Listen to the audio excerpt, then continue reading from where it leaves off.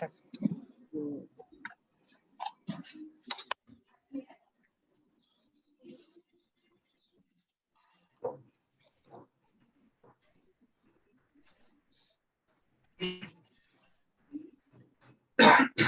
मेरी screen visible है सबको? हाँ जी। हाँ, आवाज भी क्लियर है? Thank you so much. Welcome to TKC Academy. So our today's topic is TDS basic and practical issues. आज के क्लास में हम लोग सिर्फ TDS का बेसिक देखेंगे, क्योंकि हम लोग देखते हैं कई लोगों को स्टार्टिंग से बेसिक नॉलेज ही नहीं होती कि TDS है क्या। जो हमारे नए आर्टिकल्स आते हैं उन सबको भी आइडिया नहीं होता कि बेसिकली TDS क्या है, कैसे है। तो अब हम सीधा आज की क्लास में स्टार्टिंग से बेस से प्रोसेस सीखेंगे, देखेंगे कि क्या TDS एक्चुअल में है क्या, उसका प्रोसेस क्या है, कैसे क्या क्या उसके लिए हमको करना पड़ता है, टैक्स काटना पड़ता है, आइडिया फाइल करनी पड़ती है। और कुछ जो हम लोग ऑफिस में देखते हैं कि हमको इश्यूज आते हैं प्रैक्टिकल लाइफ में, कई बार हमको काम करना पड़ता है, तो वो सब भी हम आज देखेंगे। ठीक है, तो TDS क्या है? TDS एक तरीके से गवर्नमेंट का तरीका है टैक्स कलेक्ट करने का। गवर्नमेंट 3 तरीके से अपना टैक्स कलेक्ट करती है एक इंडिविजुअल से। इनकम टैक्स की बात अगर हम करें तो एक TDS के रूप में, एक TCS के रूप में, और थर्ड है वॉलंटरी टैक्स पेमेंट के रूप में। वॉलंटरी टैक्स पेमेंट को अगर मैं डिवाइड करूं तो वो 2 पार्ट में डिवाइड हो सकता है, एडवांस टैक्स और सेल्फ असेसमेंट टैक्स। जब भी हम गवर्नमेंट को टैक्स देते हैं तो इनकम टैक्स का प्रोविजन कहता है कि जब भी आप इनकम अर्न करें तो उसके ऊपर आप टैक्स पे करें। ठीक है, तो इसी रीजन से उन्होंने एडवांस टैक्स का कॉन्सेप्ट लेके आए थे, ताकि आप क्वार्टरली बेस पे साथ के साथ टैक्स पे करते रहे। और जो हमारा ईयर चल रहा है, मान लीजिए हमारा फाइनेंशियल ईयर चल रहा है 2021 और असेसमेंट ईयर 21-22। तो 2021 के केस में अप टू मार्च 21 तक जो मैं टैक्स पे करूंगा वो जाएगा मेरा एडवांस टैक्स में, और मार्च 21 के बाद जब मैं असेसमेंट ईयर में उस फाइनेंशियल ईयर का टैक्स पे करूंगा तो उसको हम कहते हैं सेल्फ असेसमेंट टैक्स। तो इस 2 तरीके से गवर्नमेंट डायरेक्टली टैक्स पेयर से रिकवरी करती है। अब TDS और TCS के केस में क्या करती है गवर्नमेंट? जैसे ही आपके हैंड में कोई इनकम आई, आपने किसी से पेमेंट ली, तो वो ऑन द स्पॉट आपका जो पर्सन आपको पेमेंट कर रहा है वो आपका टैक्स काट के रख लेगा और गवर्नमेंट को जमा करा देगा।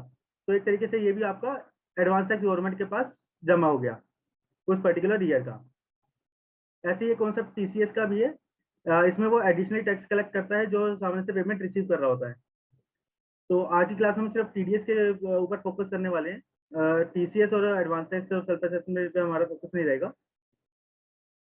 तो सबसे पहले देखते हैं कि what is tax directed at source. Actual में देखें तो this is just a mean of collection of income tax in India by the government. ठीक है, ये एक बेसिकली इसका कॉन्सेप्ट जो लेके आए थे वो टैक्स इवेजन को बचाने के लिए लेके आए थे। रीजन क्या था? कुछ लोग इनकम तो अर्न कर रहे थे बट वो अपनी इनकम टैक्स की रिटर्न फाइल नहीं करते थे, तो गवर्नमेंट को पता ही नहीं होता था कि किस पर्सन के पास कितनी इनकम जा रही है। तो उन्होंने एक तरीके से चेक लगा दिया कि जैसे ही कोई पर्सन किसी दूसरे आदमी को पेमेंट करेगा तो उसका कुछ एक पर्टिकुलर पोर्शन अपना काट के और गवर्नमेंट को जमा करा देगा। मान लीजिए एक एग्जांपल के थ्रू देखते हैं, मिस्टर ए ने 5 लाख रुपए बैंक में जमा कराए, उसके ऊपर 5 लाख के ऊपर उसको 10% के हिसाब से इंटरेस्ट मिलना है। अब होता क्या था कि जब इसको इंटरेस्ट मिलता था ये अपनी इनकम टैक्स की रिटर्न फाइल नहीं करता था और गवर्नमेंट को पता नहीं चलता था कि इस पर्सन ने कुछ इनकम अर्न करी है नहीं। तो जब ये TDS का कॉन्सेप्ट लाए तो अब उसमें क्या हुआ, बैंक जब 50,000 तक इसको इंटरेस्ट देगा तो डायरेक्टली 50,000 पे इस पर्सन ए के अकाउंट में नहीं डालेगा, वो उसको इस तरीके से रूट करेगा। बैंक क्या करेगा, 45, अगर TDS का रेट हमने इसमें सपोज किया, एक्चुअल में भी TDS का रेट 10% है इंटरेस्ट के ऊपर, तो बैंक क्या करेगा 50,000 रुपए की जो उसने इनकम देनी है सामने मिस्टर ए को, उसके इंटरेस्ट की इनकम के ऊपर इंटरेस्ट जो उसने पे करना है, उसने 50,000 रुपए की पेमेंट करनी है एक्चुअल में, बट वो बैंक क्या करेगा 45,000 पे ट्रांसफर करेगा मिस्टर ए के अकाउंट में, ये 45,000 मिस्टर ए के अकाउंट में ट्रांसफर करेगा और 5,000 रुपीज ट्रांसफर करेगा गवर्नमेंट के अकाउंट में। तो एक तरीके से इसका ये एडवांस टैक्स उसने मिस्टर ए के बिहाफ पे जमा करा दिया। तो इससे क्या हुआ, जब ये मिस्टर ए का टीडीएस काट के गवर्नमेंट को जमा कराएगा, तो गवर्नमेंट को पता चल जाएगा कि मिस्टर ए ने 50,000 रुपए की इनकम अर्न करी है। और अगर उसकी इनकम टैक्सेबल लिमिट से ज्यादा पहुंच जाती है और इनकम टैक्स को पता चल जाता है पेन बेस पे, तो वो उसको नोटिस इशू कर सकती है कि भाई आपकी इनकम इतनी ज्यादा है और आपने अभी तक रिटर्न फाइल नहीं करी है। तो उसके लिए वो फिर रिटर्न फाइल करेगा अपनी। और जब वो अपनी रिटर्न फाइल करेगा वो मिस्टर ए जब अपनी रिटर्न फाइल करेगा, उसके अंदर अगर उसकी टैक्स एग्जांपल एक फर्स्ट देखते हैं हम ये वाला, अगर उसकी टैक्स लायबिलिटी 8,000 रुपए की बनती है at the end of the year March 21 तक, उसने जितनी भी इनकम अर्न करी, जब वो अपनी इनकम टैक्स रिटर्न फाइल करने गया, उसकी लायबिलिटी बनी 8,000 रुपए की। उसका ऑलरेडी 5,000 रुपए गवर्नमेंट को जा चुका है advance as a advance tax, जिसको हम कह रहे हैं टीडीएस। तो बाकी का जो 3,000 है वो नेट 3,000 रुपए पे करेगा गवर्नमेंट को। इसके दूसरा केस देखते हैं हम लोग।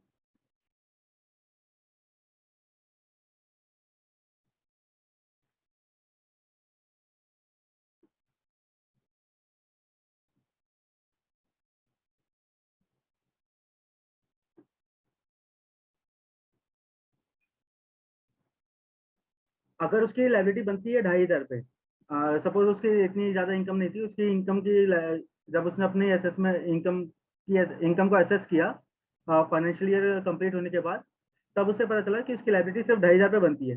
बट उसका ऑलरेडी 5,000 रुपए जो टीडीएस है बैंक ने जमा करा दिया उसके नाम से। अब जब बैंक ने उसका टीडीएस जमा करा दिया, तो वो क्या करेगा, 5,000 रुपये क्लेम करेगा। 2,500 रुपये की उसकी लाइबिलिटी थी, 5,000 रुपये का उसका ऑलरेडी गवर्नमेंट के पास जमा है, तो 2,500 रुपये का अपनी इनकम टैक्स रिटर्न में क्लेम कर लेगा। तो टीडीएस बेसिकली हमारी तरह एक तरीके से एडवांस टैक्स गवर्नमेंट के पास जमा हो रहा है। कुछ लोग इससे डरते हैं कि भाई मेरा टैक्स कट जाएगा अब क्या होगा, मेरा टैक्स कट जाएगा अब क्या होगा। तो उनको घबराने की जरूरत नहीं है। अपनी इनकम टैक्स की रिटर्न फाइल कीजिए ईयर एंड के बाद। उसके अंदर आप अपनी टैक्स की लाइबिलिटी कैलकुलेशन करिए कि कितनी बनती है। जितनी भी आपकी एक्चुअल टैक्स लाइबिलिटी होगी, उसमें से जो ऑलरेडी आपका टीडीएस कट चुका है वो एडजस्ट हो जाएगा। उसके बाद जो नेट बैलेंस बचेगा, अगर गवर्नमेंट के पास ज्यादा चला गया होगा उस एडजस्टमेंट के बाद में, तो आपको रिफंड मिल जाएगा। और अगर गवर्नमेंट के पास कम गया होगा उस टीडीएस को एडजस्ट करने के बाद में, तो आपको सिर्फ डिफरेंस अमाउंट का टैक्स पे करना पड़ेगा। तो टीडीएस से लोगों को घबराने की जरूरत नहीं है।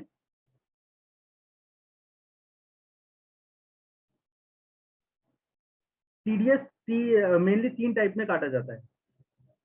अगर हम नॉर्मल बात करें कि टीडीएस कैसे कैसे कटता है, कब कब कटता है, तो इसको 3 पार्ट में हम ब्रॉडली बाइफरकेट कर सकते हैं। एक टीडीएस ऑन सैलरी। अगर कोई एम्प्लॉयर किसी एम्प्लॉय को सैलरी दे रहा है, तो एम्प्लॉय की इनकम है ऑब्वियसली, तो एम्प्लॉय की लाइबिलिटी बनती है टैक्स के पे करने की।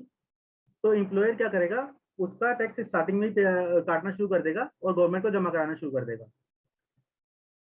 इससे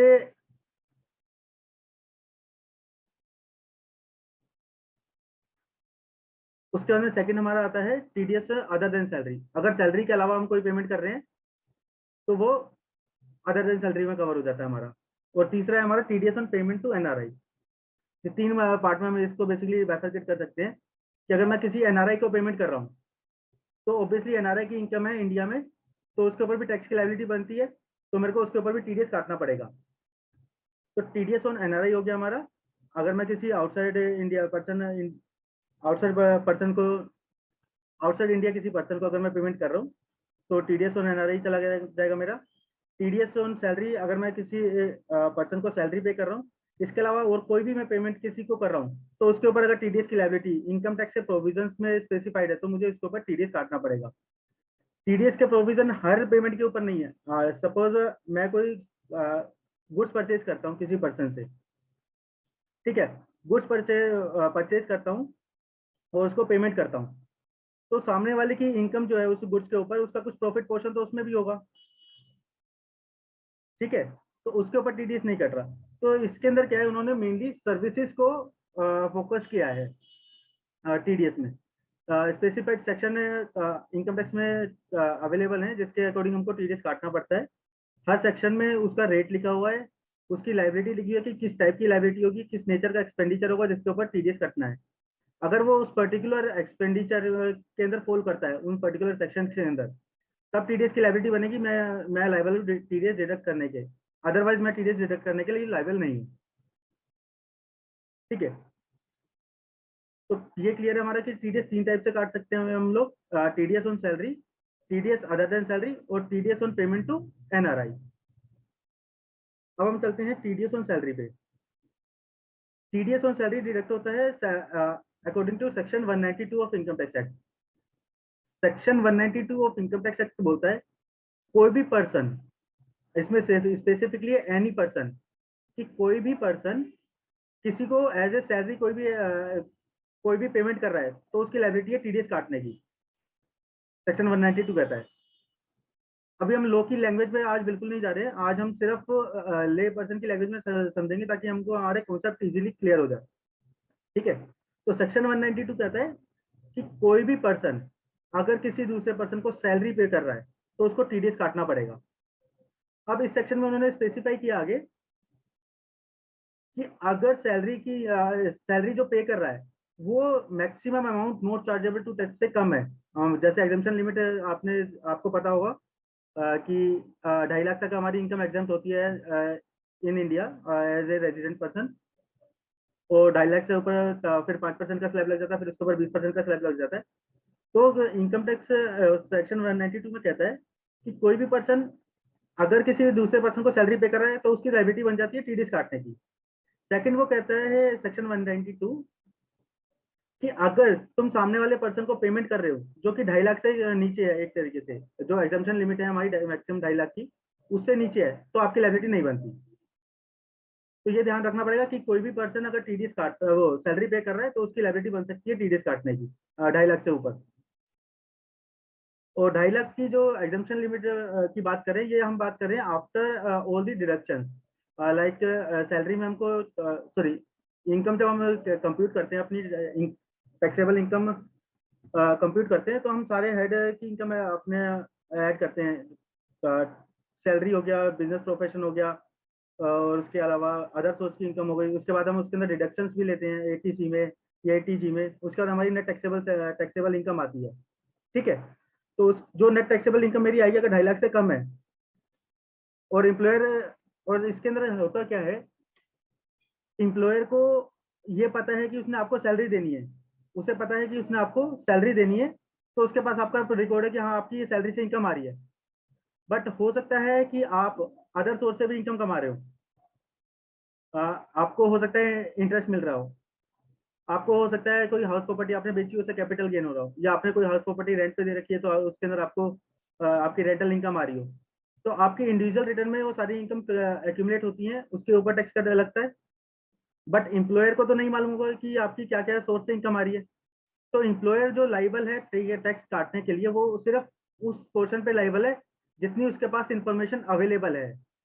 अगर मान लीजिए मैं एक पर्सन को 2 लाख रुपए की सैलरी दे रहा हूँ, चलो 3 लाख रुपए की मान लेते हैं मैं सैलरी दे रहा हूँ किसी पर्सन को, 3 लाख की मैं सैलरी दे रहा हूँ। उसने मेरे को बताया कि 50,000 रुपए का उसने एटीसी में इन्वेस्टमेंट कर रखा है, तो उसकी सैलरी आ गई 2.5 लाख रुपए पे, तो मेरी टीडीएस की लायबिलिटी नहीं बनेगी। अगर उसी पर्सन को मैं 5 लाख रुपए पे करता हूँ, मान लेते हैं, ठीक है, उसने मुझे बताया कि मेरी 1.5 लाख रुपए की एटीसी है, और उसके बाद में मेरी 50,000 रुपए की स्टैंडर्ड डिडक्शन तो हम देंगे उसको सैलरी में। उसकी टैक्सेबल लिमिट हमारी आ जाती है 3 लाख रुपए। अगर मान लेते हैं 5 लाख की मैंने सैलरी दी, 5 लाख में से उसने मेरे को 2 लाख रुपए के प्रूफ सबमिट कर दिए कि भाई मेरी 1.5 लाख की एटीसी है या 50,000 का मेरा अदर डिडक्शन है इंटरेस्ट वगैरह की, और उसकी लाइबिलिटी वो सैलरी जो मैंने इनकम उसकी कैलकुलेट करी वो आ गई 3 लाख रुपए के ऊपर। तो मेरे को 3 लाख को कंसिडर करके उसके ऊपर टैक्स काटना पड़ेगा। एक एक एग्जांपल और लेता हूँ मैं और क्लियर करने के लिए। अगर मैं अपने किसी एम्प्लॉय को सैलरी देता हूँ 5 लाख रुपए की, ठीक है, नहीं सॉरी, अगर मैं किसी अपने एम्प्लॉय को सैलरी देता हूँ 2.5 लाख रुपए की, ठीक है। अब एम्प्लॉय मेरे पास में आगे से आके मेरे को खुद बताता है कि सर मेरी तो इंटरेस्ट इनकम भी है, सर मेरी तो हाउस प्रॉपर्टी इनकम भी है, तो अगर एम्प्लॉय ने मेरे को इंफॉर्मेशन दे दी कि उसकी इस सोर्स से इंफॉर्मेशन आ रही है, डिक्लेयर कर दिया कि मेरी इंटरेस्ट इनकम 50,000 रुपये की भी आ रही है और मेरा हाउस प्रॉपर्टी से रेंट भी आ रहा है 50,000 रुपये का, तो मेरे को उस इनकम को भी कंसिडर करना पड़ेगा अपना टीडीएस काटने के लिए। ठीक है, बेसिकली नेटशल में अगर मैं कहूँ तो एम्प्लॉयर सिर्फ उसी अमाउंट पे टीडीएस काटने के लिए लायबल है जो जितनी इंफॉर्मेशन उसके पास अवेलेबल है। अगर मैं एम्प्लॉयर को सैलरी दे रहा हूँ, मुझे पता है कि उसकी सैलरी जा रही है, तो मैं टैक्स काटूंगा। उसके अलावा उसने मेरे को डिस्क्लोज कर दिया कि उसकी अदर सोर्स से इनकम आ रही है या उसकी किसी पुराने एम्प्लॉयर से भी सैलरी की इनकम आई थी, तो मेरे को वो भी इंक्लूड करना पड़ेगा अपने टैक्स लायबिलिटी को कंप्यूट करने के लिए। अगर पुराने उसने मेरे को डिस्क्लोज किया कि उसकी पुराने एम्प्लॉयर से सैलरी आ रही है, उस सैलरी पे उसका टीडीएस भी डिडक्ट हो रखा है पुरानी सैलरी पे। अगर मैं बात करूं कि मेरे पास कोई एम्प्लॉय आया जून मंथ में, तो जून मंथ से के आगे का मेरे को पता है कि मैंने उसको कितनी सैलरी देनी है, XYZ कुछ भी सैलरी जो मैंने देनी है। अब उसने मेरे को बताया सर मेरी अप्रैल मई की जो सैलरी है पुराने एम्प्लॉयर से आ रही है और उसके ऊपर उसने इतना टीडीएस काट रखा है। तो जब मैं उसकी नेट टैक्स लायबिलिटी कैलकुलेट करूंगा अपने अपने यहाँ पे, तो मैं उसकी उस इनकम को भी लूंगा जो उसकी पिछले 2 महीने की सैलरी है, प्लस उसके साथ साथ उसका जो टीडीएस कटा होगा उसको भी मैं कंसिडर करूंगा। उन सब का इफेक्ट लेके जो उसकी नेट टैक्स लायबिलिटी बनेगी उसके हिसाब से मैं उसका टीडीएस काटूंगा। ठीक है, तो टीडीएस ऑन सैलरी काटने का सिंपल सा फंडा है, हमको उसकी एस्टिमेटेड इनकम निकालनी है, जितना सोर्स उसने मेरे को प्रोवाइड किया है उसके हिसाब से कितनी उसकी इनकम हुई टोटल ड्यूरिंग ईयर की, उसके ऊपर कितना टैक्स उसका बनता है पूरे साल का। अब पूरे साल का टैक्स मैं एक साथ तो काट नहीं सकता, क्योंकि अगर मैंने एक साथ काट दिया तो उसकी सैलरी जीरो जीरो के बेसिकली नेगेटिव भी हो सकती है। तो इसके अंदर क्या प्रोविजन है इनकम टैक्स में कि आप एस्टिमेट बेस पे आप उसका टैक्स काट लीजिए। मान लीजिए उसका पूरे साल का टैक्स बनता है 12,000 पे, तो आप उसको डिवाइड कीजिए 12 से और 1,000 रुपये पर मंथ उसकी सैलरी से डिडक्ट कर लीजिए। अगर मान लो आपने 1 लाख रुपए की सैलरी देनी है उसको और 12,000 रुपये का उसका टोटल टैक्स बन रहा है ड्यूरिंग द ईयर का, उसके प्रपोर्शनेटली मंथली आपका बना 1,000 रुपये, तो आप उसको सैलरी की जो पेमेंट करेंगे वो करेंगे 1 लाख जो सैलरी देनी है माइनस 1,000 जो आपने टीडीएस काटना है। 99,000 आप उसके अकाउंट में जमा कराएंगे और 1,000 जो आपने उसका टीडीएस काटा है, टैक्स काटा है, वो आप सेंट्रल गवर्नमेंट को जमा कराएंगे बाय 281 चालान। उस चालान को जमा कराने के बाद में आप उसकी रिटर्न फाइल करेंगे। जब आप उसकी टीडीएस की रिटर्न फाइल करेंगे, टीडीएस की रिटर्न फाइल करते के साथ ही उसका जो 1,000 रुपये का पोर्शन है उसके इनकम टैक्स डिपार्टमेंट के पोर्टल पे फॉर्म 26 एस में दिख जाएगा, जहाँ पे वो उसका बेनिफिट ले पाएगा। तो ये क्लियर है कि जब भी हम टीडीएस काटते हैं तो एस्टिमेट सैलरी पूरे साल की देखते हैं, तो वट एवर दी सोर्स जो मेरे पास अवेलेबल है, जितने भी सोर्स की इनकम मेरे पास अवेलेबल है उन सब की सोर्स की इनकम मैं एक्यूमुलेट करूंगा। उसने जितनी भी इन्वेस्टमेंट करी है या डिडक्शन क्लेम करनी है, अगर उसने मेरे को डिस्क्लोज करी उसको मैं कंसिडर करूंगा और उसके अकॉर्डिंग टीडीएस कैलकुलेट करूंगा। अब इसके अंदर एक बात आती है कि अगर मान लीजिए उसका कोई लॉस है, देखिए क्योंकि पूरे साल की जो इनकम होती है, इनकम का मतलब है इंक्लूसिव ऑफ लॉसेस। ठीक है, इनकम का मतलब होता है इंक्लूसिव ऑफ लॉसेस। अगर मान लीजिए उसको मैं 5 लाख की सैलरी देता हूँ और वो आके मेरे पास बोलता है कि सर मेरा 3 लाख रुपए का बिजनेस में लॉस है, आप इसको भी एडजस्ट कीजिए, तो इनकम टैक्स डिपार्टमेंट बोलता है कि आप कोई भी लॉस नहीं कंसिडर करेंगे। अगर आपका एम्प्लॉय आपको इनकम कंसिडर करने के लिए बोल रहा है तब आप उसको कंसिडर करेंगे, लेकिन अगर आपका एम्प्लॉय लॉस कंसिडर करने के लिए बोल रहा है तो आप उस लॉस को कंसिडर नहीं करेंगे। इसका एक एक्सेप्शनल है, अगर वो लॉस हाउस प्रॉपर्टी की वजह से है तब आप उसको कंसिडर कर सकते हैं, अदरवाइज नहीं कर सकते। क्लियर है? अगर एम्प्लॉयर ने आपको इनकम के साथ साथ कोई लॉस भी डिस्क्लोज कर दिया कि सर मेरी 50,000 रुपए की इंटरेस्ट इनकम है लेकिन 5 लाख रुपए का बिजनेस लॉस है या 3 लाख रुपए का बिजनेस लॉस है, तो आप उस लॉस को कंसिडर नहीं करेंगे अपनी कैलकुलेशन में। आप उस कैलकुलेशन में अपना उसको सिर्फ उसकी इनकम को कंसिडर करेंगे, या उसके ऊपर अगर कुछ टीडीएस कट चुका है तो उस टीडीएस को कंसिडर करेंगे। और इसका एक एक्सेप्शनल जो है इनकम टैक्स में एक्ट में, वो सिर्फ ये है कि अगर वो लॉस आपका हाउस प्रॉपर्टी से है तो वो आप लॉस कंसिडर कर सकते हैं। जो आपका 2 लाख तक होता है हाउस प्रॉपर्टी का, सेल्फ ऑक्यूपाइड प्रॉपर्टी में इंटरेस्ट पे करते हैं तो उसकी वजह से लॉस आ जाता है, तो मैक्सिमम आप सिर्फ उस लॉस को इंक्लूड कर सकते हैं अपनी कैलकुलेशन के लिए, अदरवाइज और कोई लॉस इंक्लूड नहीं कर सकते। क्लियर है?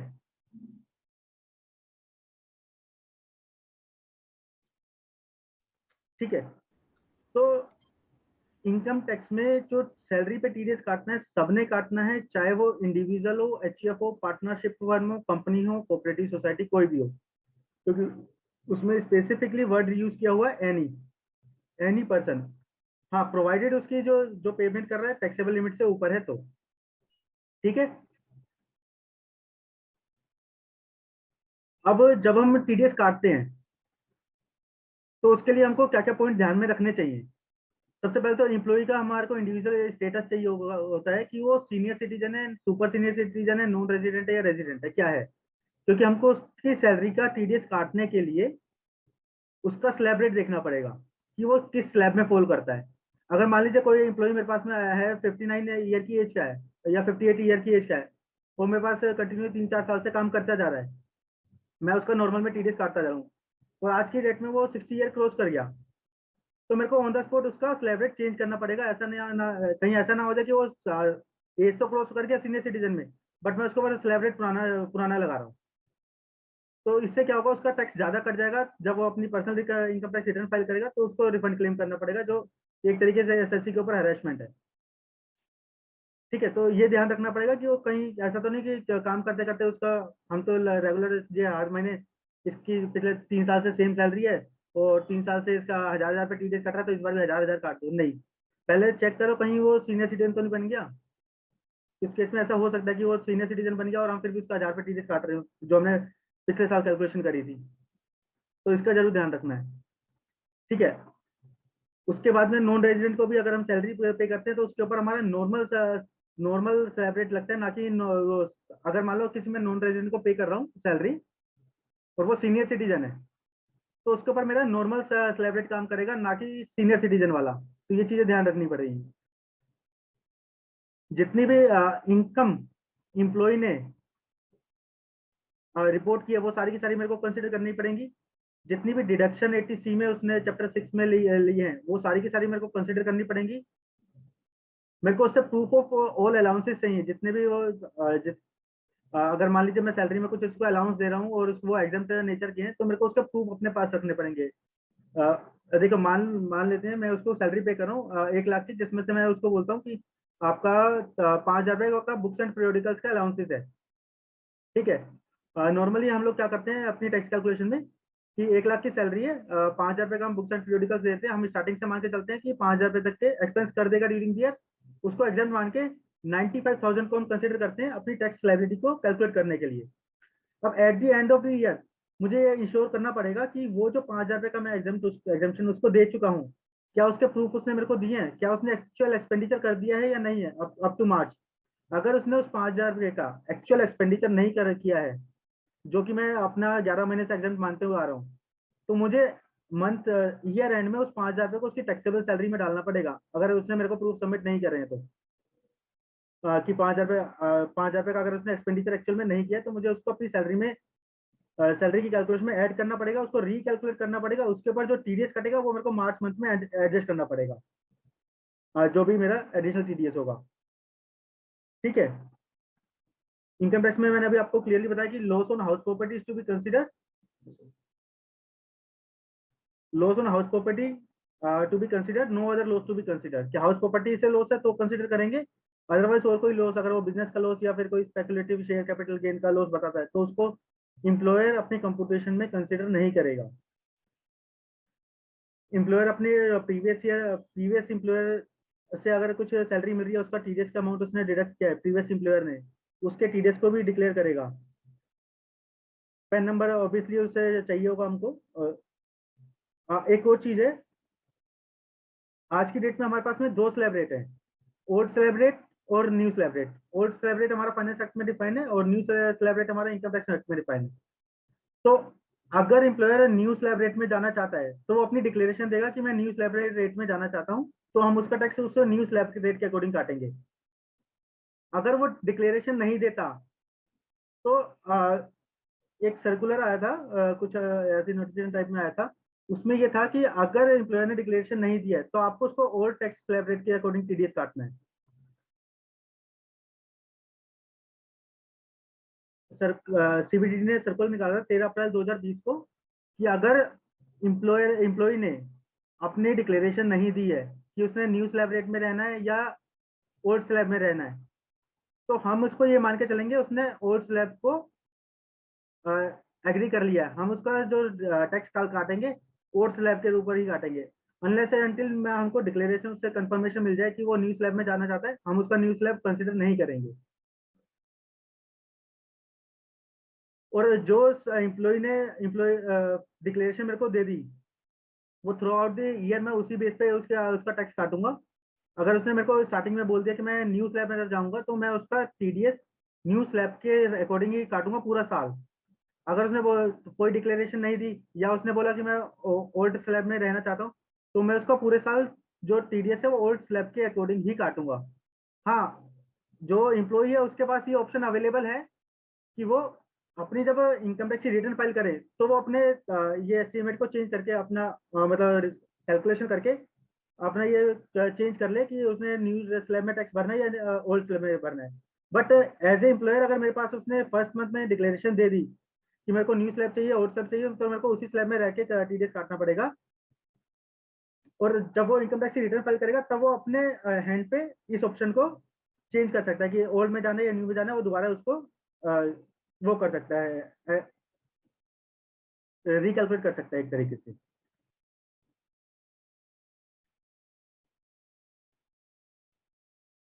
ठीक है। अब टैक्स की कैलकुलेशन जो होती है हमारी, जो मैंने अभी आपको बताया कि उसकी सारी की सारी इनकम हमको कंसिडर करनी पड़ेगी। जो भी मैंने उसको सैलरी पे की थी उसके अंदर जो भी एग्जाम्पशंस हैं जो भी डिडक्शंस हैं वो सब मुझे कंसिडर करनी पड़ेगी, उसके अकॉर्डिंग हमको टीडीएस काटना पड़ेगा। अब एक्चुअल में प्रैक्टिकल लाइफ में क्या देखा गया है कि मतलब एज ए चार्टर्ड अकाउंटेंट के ऑफिस में अगर हम काम कर रहे हैं तो कोई सीनियर वगैरह अपने अकॉर्डिंग अलग अलग से कैलकुलेशन करता है।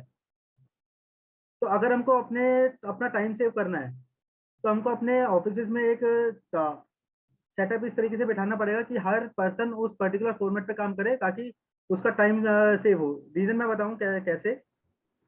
मान लीजिए एक पर्सन है ए, वो सैलरी का कुछ और फॉर्मेट फॉलो करता है और अपने सीनियर को दिखाने जाता है।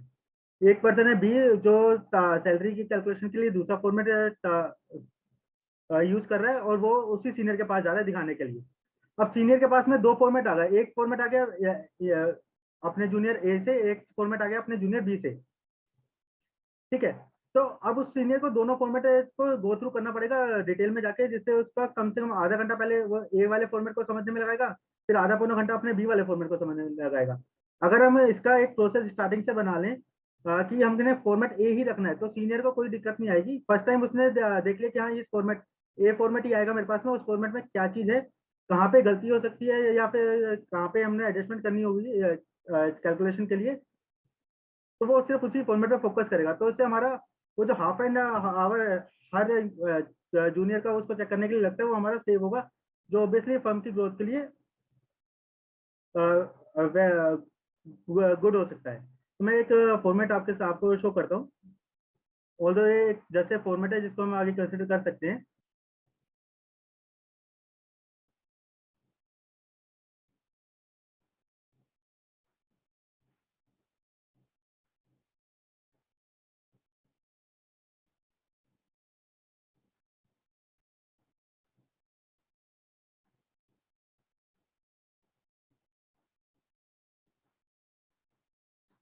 तो एक ये फॉर्मेट है जिसके अंदर हम कैलकुलेशन देखेंगे कि टीडीएस एक्चुअल में कैसे काटा जाता है एक एम्प्लॉय का।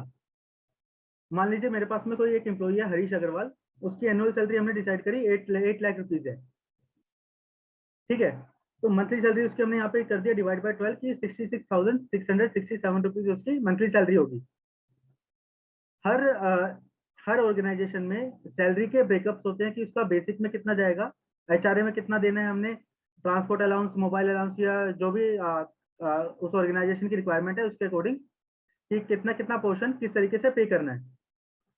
तो ये हर इंडस्ट्री वाइज अलग अलग हो सकता है। जैसे जिस कंपनी का फॉर्मेट है उसमें है हमारे पास में कि बेसिक सैलरी जो होगी वो 50% होगी ऑफ टोटल सैलरी। जो हमारी टोटल सैलरी 8 लाख, उसका 50% हमारी बेसिक सैलरी होगी और उसका 25% एचआरए होगा। तो हम यहाँ पे कैलकुलेट कर लेते हैं कि उसका इस फॉर्मेट में कि उसका ब्रेकअप क्या है सैलरी का। 4 लाख रुपए उसकी बेसिक पे हो गई, 2 लाख रुपए उसका एचआरए हो गया, 15,000 रुपये वो कंपनी उसको दे रही है मेडिकल अलाउंस के, एलटीए उसको नहीं दे रही है, 19,200 उसको दे रही है ट्रांसपोर्टेशन के, 18,000 देती है मोबाइल के, स्पेशल अलाउंस देती है 187। तो उसको हमने मंथली कैलकुलेट कर लिया डिवाइड बाय 12 करके कि मंथली उसका कितना कितना बना। तो ईयरली 8 लाख आ गया हमारा एनुअल ब्रेकअप और 66,667 ये हो गया। तो एज ए एम्प्लॉयर जब भी मैं सैलरी पे करता हूँ, मैं एम्प्लॉय को बताता हूँ कि आपकी सीटीसी है 8 लाख रुपीज, बट उसके अंदर इंटरनली कंपोनेंट होते हैं हर ऑर्गेनाइजेशन के हिसाब से, उनकी कैलकुलेशन के हिसाब से। तो उस कैलकुलेशन को हम यहाँ पे डिवाइन कर सकते हैं कि कितना कितना हमारा उसका ब्रेकअप है 8 लाख रुपीज की सैलरी का। अब जो ये 8 लाख रुपीज की सैलरी उसको मिली है, अब इसके अंदर से कुछ एग्जाम्प्ट अलाउंसेस हो सकते हैं, कुछ वो डिडक्शंस क्लेम कर सकता है। उसकी कैलकुलेशन के लिए हमको निकालना पड़ेगा कि उसकी टैक्सेबिलिटी कितने अमाउंट के ऊपर बनती है। सबसे पहले हमने कैलकुलेट करना है कि जो उसको सीटीसी दी है उसका ब्रेकअप क्या है। अब उस ब्रेकअप में से कौन कौन से हमारे एग्जाम्प्ट हो सकते हैं, तो कैलकुलेशन हम कर सकते हैं। जैसे नीचे हमने टैक्स कंप्यूटेशन बनाई, उसकी टोटल उसको टोटल जो 4 लाख रुपए की सैलरी मिल रही है, 2 लाख का एचआरए मिल रहा है, ये पूरा ब्रेकअप हो गया हमारा। Transport allowance, mobile reimbursement, special allowance, ये सब मिल रहा है उसको, ठीक है। उसके बाद में उसको जो एग्जाम्प्ट अमाउंट उसके जितने भी हैं इन पर्टिकुलर अमाउंट्स में से, ये पर्टिकुलर अमाउंट जो 8 लाख रुपीज दे रहे हैं, इसमें से कुछ अलाउंसेस तो हो सकता है एग्जाम्प्ट हो सकता है उसने मोबाइल रिम्बर्समेंट के इनवॉइस हमारे पास में शेयर कर दिया तो वो एग्जाम्प्ट हो जाए, ठीक है। एचआरए अगर हम उसको दे रहे हैं 2 लाख रुपए का, तो हो सकता है वो कुछ रेंट पे कर रहा हो, तो उसकी एचआरए की कैलकुलेशन करके हमको एचआरए एग्जाम्प्ट में डालना पड़ेगा। जैसे यहाँ पे फॉर एग्जांपल कैलकुलेशन कर रखी है हमने एचआरए की बाइसेंस कि 56,000 उसका एचआरए एग्जाम्प्ट है, 2 लाख का उसको एचआरए मिला कंपनी से, 56,000 का एग्जाम्प्ट हो गया, तो टैक्सेबल अमाउंट मेरा आया सिर्फ 1,44,000। इसकी कैलकुलेशन यहाँ ऊपर आ रखी है, इसको भी एक बार देख लेते हैं। एचआरए की कैलकुलेशन क्या होती है कि जितना भी आपको एचआरए मिला, आप 3 कंपोनेंट निकालिए एचआरए में से, जितना भी आपको एचआरए मिला वो, उसके बाद में रेंट पेड जितना किया आपने वो माइनस 10% ऑफ बेसिक सैलरी, और थर्ड कंडीशन आती है हमारी 50% ऑफ बेसिक या 40%। मेट्रो सिटी में अगर वो रेंट पे कर रहा है तो 50% ऑफ बेसिक कैलकुलेशन करते हैं हम, और अदर देन मेट्रो सिटी है तो 40% ऑफ बेसिक का करते हैं। तो इस एग्जांपल में मान लेते हैं उसने 96,000 रुपीज का रेंट पे किया, ये 96,000 रुपीज का रेंट पे किया 8,000 पर मंथ के हिसाब से। तो हम 3 कंडीशन इसके ऊपर लगाएंगे कि एचआरए उसको मिला कितना था। उसको एचआरए मिला था हमारा 4 लाख रुपीज का,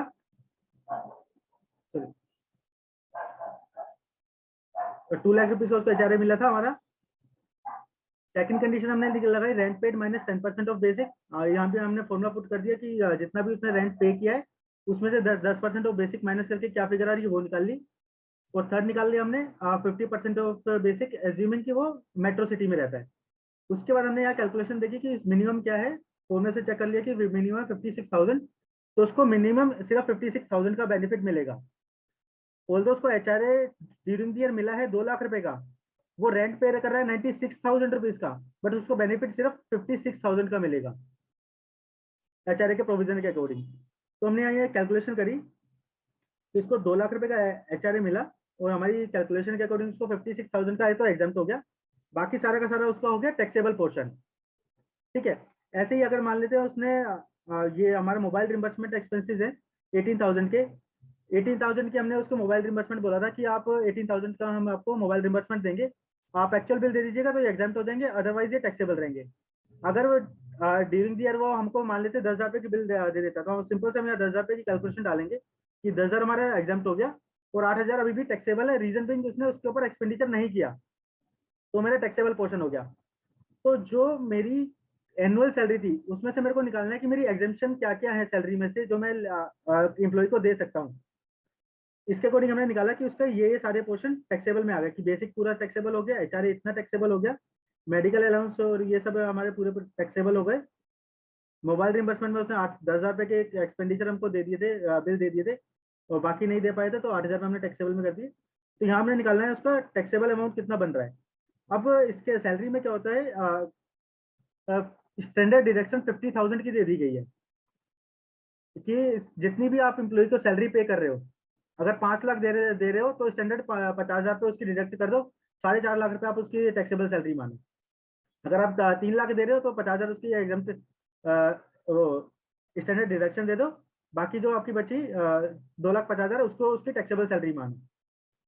तो हमने इसको 50,000 रुपये की एग्जाम्पशन यहाँ पे भी दे दी स्टैंडर्ड डिडक्शन की। तो उससे हमने कैलकुलेशन कर ली कि 6,84,000 उस पर टैक्सेबल आ गया। एक्चुअल में सैलरी कितनी टैक्स होनी है, देखो ऑल्दो उसको मिली थी 8 लाख रुपीज की salary during the year, but उसकी टैक्स उसके हैंड में टैक्सेबल सैलरी आई सिर्फ 6,84,000। तो सीटीसी जो है वो कभी टैक्सेबल नहीं होती। टैक्सेबल कैलकुलेशन टैक्सेबल सैलरी निकालने के लिए मेरे को पूरी उसकी वर्किंग करनी पड़ेगी, इम्प्लॉय वाइज करनी पड़ेगी कि उस इम्प्लॉय का क्या स्टेटस है, उस इम्प्लॉय ने क्या क्या एक्सपेंडिचर किए हैं, या उस इम्प्लॉय ने क्या क्या रेंट किया पे किया, या कोई भी अगर उसने अलाउंसेस के अगेंस्ट में एक्सपेंडिचर किया, सबको इंडिविजुअल इम्प्लॉय वाइज मेरे को कैलकुलेट करना पड़ेगा। उसके अकॉर्डिंग मेरे को उसके ऊपर टैक्स कैलकुलेट करना पड़ेगा। तो 8 लाख रुपए किसकी मेरी सैलरी आ गई, 1,16,000 मेरा ऑलरेडी एग्जाम्प्ट हो गया, 6,84,000 मेरा टैक्सेबल सैलरी आ गया। अब मुझे जो टैक्स कैलकुलेट करना है पूरे साल का 6,84,000 के हिसाब से करना है। अब मैंने एम्प्लॉय से पूछा कि आप अपने कुछ एनी अदर इनकम है या कोई डिडक्शंस वगैरह है वो बता दो, ताकि मैं आपका टैक्स प्रॉपर तरीके से पूरे साल का काट लूँ। तो उसने अगर मान लीजिए मेरे को बताया कि उसका 1,50,000 की इन्वेस्टमेंट है, एटीसी और टीडी सब कुछ मिला के जो मिलनी चाहिए, 1,50,000 की उसकी एग्जाम्पशन है, एग्जाम डिडक्शन है। तो मैंने 1,50,000 उसमें से एग्जाम कर दिया, तो नेट टैक्सेबल इनकम मेरी सॉरी तो नेट टैक्सेबल इनकम मेरी जो आई 5,34,000 आई, जो मैं उस एम्प्लॉय को पे कर रहा हूँ। तो 8 लाख की मेरी मैं उस एम्प्लॉय को एक्चुअल में पेमेंट कर रहा था, जिसमें से 1,16,000 के एग्जाम अलाउंसेस हो गए मेरे। 1,50,000 की उसने मेरे को डिक्लेरेशन दे दी कि वो 80सी में इन्वेस्टमेंट कर देगा, 80डी में मेडिक्लेम पे कर देगा, जो भी डिडक्शन थी। और 534 उसकी टैक्सेबल इनकम आ गई। अब मेरे को इस 534 पे अपना टैक्स कैलकुलेट करना है कि 534 अगर उसकी पूरे साल की इनकम है सिर्फ, तो उसका कितना टैक्स बनता है। तो यहाँ पे फॉर्मूला लगा के हमने टैक्स कैलकुलेट कर लिया कि उसका टोटल टैक्स बनना है 20,000 रुपये का पूरे साल का। तो मैं पूरा 20,000 रुपये का टैक्स तो उससे काट नहीं सकता एक साथ, जैसे उसकी मंथली सैलरी 66,000 है, तो मैं एक साथ 20,000 रुपये तो काटूंगा नहीं। तो मैं क्या करूंगा, उसको प्रोपोर्शनेट कर दूंगा, जितने महीने तक वो मेरे पास एम्प्लॉयमेंट में है। अगर वो पूरे साल है तो मैं उसको 12 महीने से डिवाइड कर दूंगा, कि 12 महीने मैंने इसका टीडीएस काटना है। अगर वो बीच में आया तो मैं उस पर्टिकुलर मंथ के हिसाब से 6 महीने या 3 महीने जो भी होगा उसके हिसाब से डिवाइड करके उसका अगले मतलब फ्यूचर में कितना कितना टैक्स कटना है। तो मैं 1673 उसका हर महीने टैक्स काटता रहूंगा। तो at the end of the year उसका टोटल टैक्स जो गवर्नमेंट के पास जमा हो जाएगा वो 20,072 पे जमा हो जाएगा। तो अगर एम्प्लॉय की कोई भी अदर इनकम नहीं है तो सिंपल से वो अपनी रिटर्न फाइल करेगा कि मेरी 5,34,000 की इनकम थी सैलरी से, और उसके अंदर 20,000 का ऑलरेडी टैक्स कट चुका है और 20,000 का ऑलरेडी टीडीएस जमा हो चुका है, उसकी टैक्स लायबिलिटी जीरो होगी और रिटर्न फाइल कर देगा। ठीक है। तो ये एक स्टैंडर्ड फॉर्मेट है जिसको हमको हर एम्प्लॉय वाइज से बनाना चाहिए, प्रोवाइडेड कि हर रीजन क्या है कि कुछ ऑर्गेनाइजेशन कहती है कि नहीं हमको कुछ पर्टिकुलर फॉर्मेट चाहिए, तब डिफरेंट थिंग है। बट अगर हम अपने ऑफिस में भी इस तरीके से एक पर्टिकुलर फॉर्मेट रख ले ताकि हर जूनियर सिर्फ इस फॉर्मेट में कैलकुलेशन करके आए, और सीनियर को एक ही बार रिव्यू करना पड़ेगा कि हाँ इसने यहाँ पे फॉर्मूले में गलत हो सकता है या यहाँ पे इसकी मिस्टेक हो सकती है, तो सिर्फ उस चीज को चेक करके उसका टाइम बहुत सेव हो सकता है। ठीक है। तो ये हमारा सैलरी की कैलकुलेशन की सैलरी पे टीडीएस कटता कैसे है, कि क्या क्या चीजें मेरे को कंसीडर करनी है। ठीक है ना यार, दे दो अब। ठीक है। ऐसी बात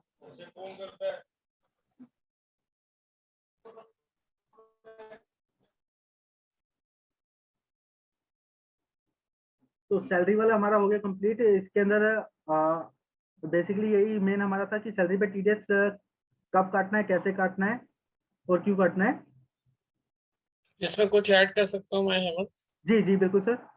देखिए, ये फॉर्मेट जो स्टैंडर्डाइजेशन का आपने बताया, this is a very good step. I think हमारे ऑफिस में इस चीज को फॉलो करना है और इसको हम अपने टेम्पलेट में भी डाल देते हैं।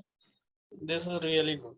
ठीक है। नाउ सेकंड थिंग, जो डिडक्शंस की हम बात कर रहे हैं, तो डिडक्शंस के अंदर सब ध्यान रखें कि ATG का डिडक्शन नहीं लिया जाता है नहीं इसके लेता। अंदर। किसी ने डोनेशन दिया होता है तो वो इसके अंदर नहीं करेंगे, वो अपने रिटर्न के अंदर अलग से क्लेम करेंगे उसको। ठीक है।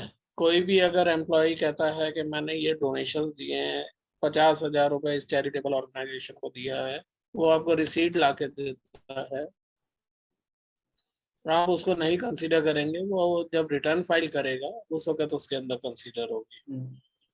अब हेमंत ने जो स्ट्रक्चर बताया है उसके अंदर 25% HRA लिया है।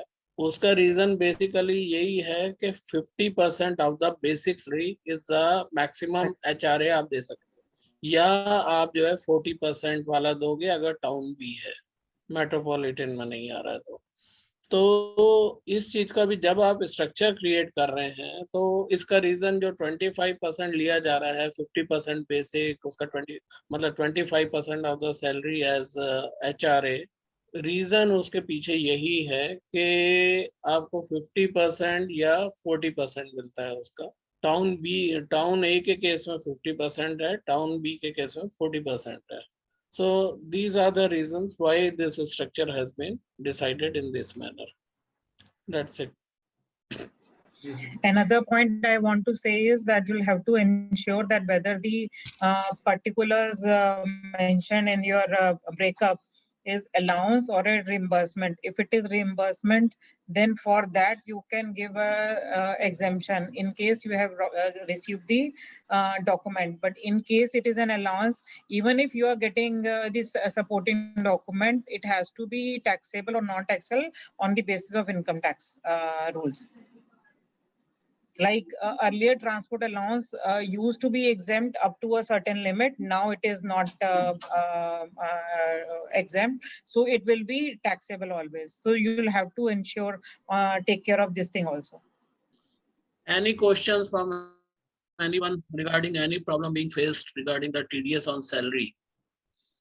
जो वो पूछना चाहते हैं वो इस सेशन के अंदर पूछ लें, जिससे क्लैरिटी आ जाए उनको।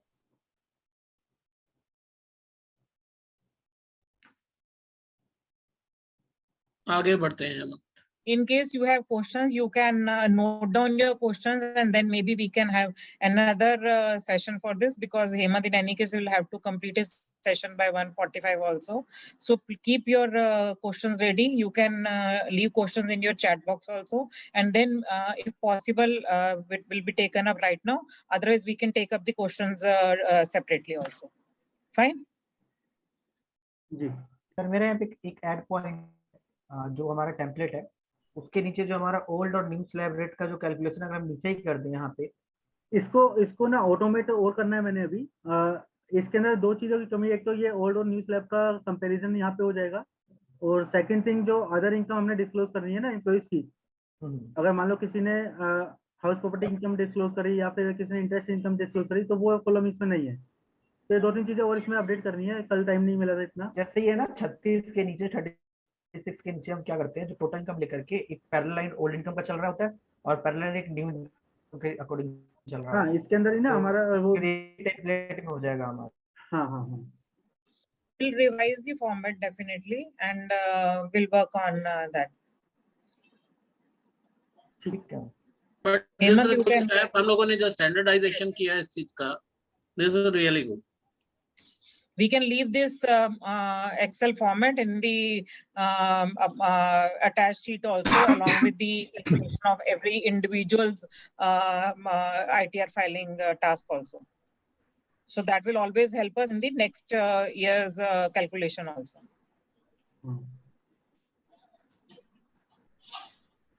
Go ahead, Hemant. ठीक है।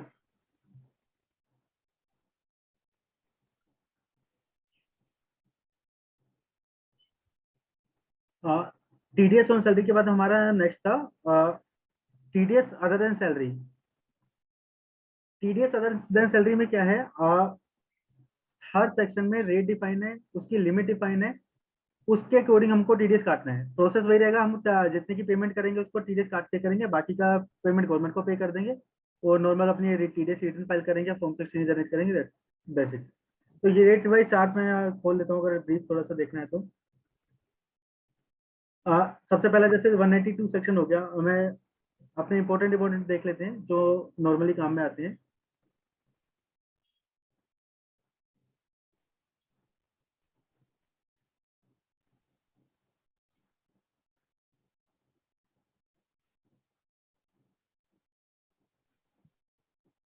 ठीक, 192 सैलरी हमने देख लिया। 192 ए प्रोविडेंट फंड वाला का है, गवर्नमेंट वाला। 93 सिक्योरिटीज का है।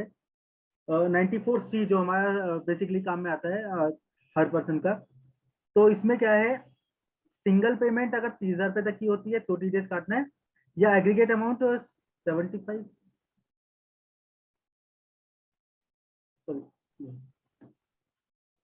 एग्रीगेट अमाउंट 1 लाख रुपीज है तो हमको टीडीएस काटना है। ठीक है, इन केस ऑफ ट्रांसपोर्टर जो कवर नहीं है 44 ए में, उसमें लिमिट डिफरेंट है थोड़ी सी। ठीक है, इसमें क्या है, अगर वो इंडिविजुअल है तो 1% कटेगा, अदर देन इंडिविजुअल एचयूएफ है तो 2% कटेगा। ठीक है, इसकी प्रॉपर डेफिनेशन वगैरह हमारे एक्ट में दे रखी हैं, हम उसको अभी गो थ्रू नहीं कर रहे हैं, हम बेसिक कॉन्सेप्ट पे जा रहे हैं। अभी सिर्फ मैं मोटा मोटा क्लियर कर रहा हूँ कि कॉन्ट्रैक्टर के केस में सिंगल पेमेंट अगर मैं 30,000 रुपए की कर रहा हूँ, कोई भी सिंगल बिल मेरे पास आ गया, उसके 30,000 की पेमेंट कर रहा हूँ मैं, तो उसके ऊपर टीडीएस की लायबिलिटी मेरी बन जाएगी। और 30,000 रुपए की जो वैल्यू है वो मैं देखूंगा एक्सक्लूडिंग जीएसटी। अगर मैं 30,000 प्लस जीएसटी आए तो मैं 30,000 का अमाउंट को कंसिडर करके उसके ऊपर टीडीएस कैलकुलेशन कर लूंगा। और ड्यूरिंग ईयर अगर उस पर्टिकुलर पर्सन की 1 लाख से ऊपर जा रही है, अगर मेरे को स्टार्टिंग में ही पता है कि इस पर्सन की ड्यूरिंग ईयर एग्रीगेट में 1 लाख से ज्यादा की पेमेंट कर दूंगा, तो मैं स्टार्ट ऑफ द मंथ से ही उसका टीडीएस काटना शुरू कर दूंगा। एक्सेप्शनल सर्कमस्टांसेस में ये हो सकता है कि अभी तक मुझे लग रहा है कि उसकी 10-20 हज़ार रुपए की इनकम मैं उसको पेमेंट करूंगा, मैं टीडीएस नहीं काट रहा। बाई चांस उसका जून या जुलाई में एक मोटा बिल आ जाता है और उसके ऊपर पुराने सारे बिल कंसिडर करके उसकी पेमेंट 1 लाख से ऊपर हो जाती है, तो मेरे को उसके पूरे पुराना 1 लाख करंट ईयर के जो करंट मंथ के जो बिल हैं उसको ऊपर प्लस जो पिछला जो ऑलरेडी मैं बुक कर चुका हूँ उसके ऊपर मेरे को इकट्ठा टीडीएस जमा कराना पड़ेगा उस डेट को जिस दिन उसकी लिमिट बढ़ गई। ठीक है, रेट वगैरह डिटेल में हम नेक्स्ट लेक्चर में अच्छे से देखेंगे, अभी मैं मोटा मोटा बता रहा हूँ। 194 आई जो हमारा यूज होता है उसमें 2,40,000 रुपए की लिमिट है कि अगर मैं रेंट पे कर रहा हूँ 2,40,000 रुपए का लैंड और बिल्डिंग के लिए, और तो 10% टीडीएस कटेगा। अगर मैं प्लांट एंड मशीनरी के लिए पे कर रहा हूँ तो 2% कटेगा, चाहे वो इंडिविजुअल हो चाहे कंपनी हो, कोई भी हो 2% टीडीएस कटेगा अगर प्लांट एंड मशीनरी के लिए है। अगर लैंड एंड बिल्डिंग के लिए है तो हमारा 10% कटेगा। ठीक है, उसके बाद में 194 आई ए में लोगों को बहुत कंफ्यूजन होती है। आई ए कौन सा आई ए है? देखिए, रेंट में सबसे पहले सेक्शन आता है, सॉरी इनकम टैक्स सबसे पहले सेक्शन लिखा है 194 आई। आई के बाद में सब क्लोज है उसका ए, तो सब क्लोज ए और सब क्लोज बी वाले हैं वो तो हमारे नॉर्मल रेंट के हैं, लैंड एंड बिल्डिंग का या फिर प्लांट एंड मशीनरी का। बट जो मेरा सेक्शन 194 आई ए है, ना कि सब क्लोज ए, वो हमारा डील करता है इमूवेबल प्रॉपर्टी के लिए, जिसमें अगर मैं प्रॉपर्टी खरीद रहा हूँ तो मेरे को 1% टीडीएस काटना है सामने वाली पार्टी का। ठीक है, 194 आई ए और आई और बड़ा ए, इसमें कंफ्यूजन होती है कि कौन सा आई ए लगेगा। आई ब्रैकेट ए मतलब सबसे सब क्लोज ए जो है, क्लोज ए जो है वो हमारा नॉर्मल रेंट वाला है जो स्टार्टिंग से चलते हुआ है, बाद में इंसर्ट हुआ है हमारा सेक्शन 194 आई और बड़ा ए 194 आई ए। ये हमारा लगता है इमूवेबल प्रॉपर्टी। अगर मैं किसी से परचेज कर रहा हूँ 50 लाख से ज्यादा की, तो मेरे को उसका टीडीएस काटना है। इस वाले केस में ये जो 194 आई ए स्पेसिफिक केस है, इसके केस में एक एग्जाम्पशन है कि मेरे को इनकम टैक्स की रिटर्न फाइल नहीं करनी होती। इस केस में मैं अपना चालान कम रिटर्न फॉर्म है 26 क्यू बी वो फाइल करता हूँ। फॉर्म 26 क्यू बी है, हाँ वो फाइल करता हूँ। वही मेरा चालान भी है, वही मेरी रिटर्न भी है, उसके अकॉर्डिंग मैं इसकी टैक्स की पेमेंट करता हूँ। ठीक है, उसके बाद में आई ए के बाद में एक नया सेक्शन आई बी भी आया है, जिसके अंदर है कि अगर कोई इंडिविजुअल भी रेंट पे कर रहा है 50,000 से ज्यादा किसी भी पर्सन को, तो वो उसका टैक्स काटेगा। तो इसके अंदर एक बेनिफिट ये है कि वो अपना सारा टीडीएस जो है ईयर एंड में मार्च में काट सकता है। ठीक है, आई के बाद में 194J है, उसके बाद हमारा फीस फॉर टेक्निकल सर्विस और प्रोफेशनल सर्विस। तो इसके अंदर दो रेट, पहले हमारे पास सिर्फ एक रेट था 10% का, अब ये दो पार्ट में डिफाइन हो गया है। अगर वो कॉल सेंटर वाला है जिसको मैं पेमेंट कर रहा हूँ कॉल सेंटर की सर्विस का है या फिर टेक्निकल सर्विस का है, फी फॉर टेक्निकल सर्विस है, तो 2% का टीडीएस कट रहा है। और इसके अलावा है कॉल सेंटर और टेक्निकल सर्विस को छोड़ के अगर कोई भी है तो उसके अंदर मेरे को 94J में 10% का टीडीएस काटेगा। ये प्रोफेशनल की डेफिनेशन और ये टेक्निकल सर्विस की डेफिनेशन ये सब एक्ट में डिटेल में दे रखी है, वो हम देखेंगे बाद में। ठीक है, उसके बाद में हमारा 194O है एक सेक्शन ई कॉमर्स के ऊपर जो एप्लीकेबल होता है, जिसमें 5 लाख से ऊपर की पेमेंट पे 1% टीडीएस काटना होता है। और उसके बाद हमारा आता है 195 जो एनआरआई के केस में डील करता है हमारा, कि कोई भी मैं अगर एनआरआई को पेमेंट करता हूँ। ठीक है, तो ये 4-5 जो मेन सेक्शन है वो हर कंपनी में 99% कंपनी में जरूर रखते हैं। बाकी के जो सेक्शन है इंडिविजुअल वो इंडस्ट्री वाइज थोड़े डिफर होते रहते हैं, तो ये हमारे कॉमनली सेक्शन, तो इनको जरूर रीड कर लीजिएगा। ठीक है, अभी हम आते हैं एक जो अमेंडमेंट आई थी हमारी,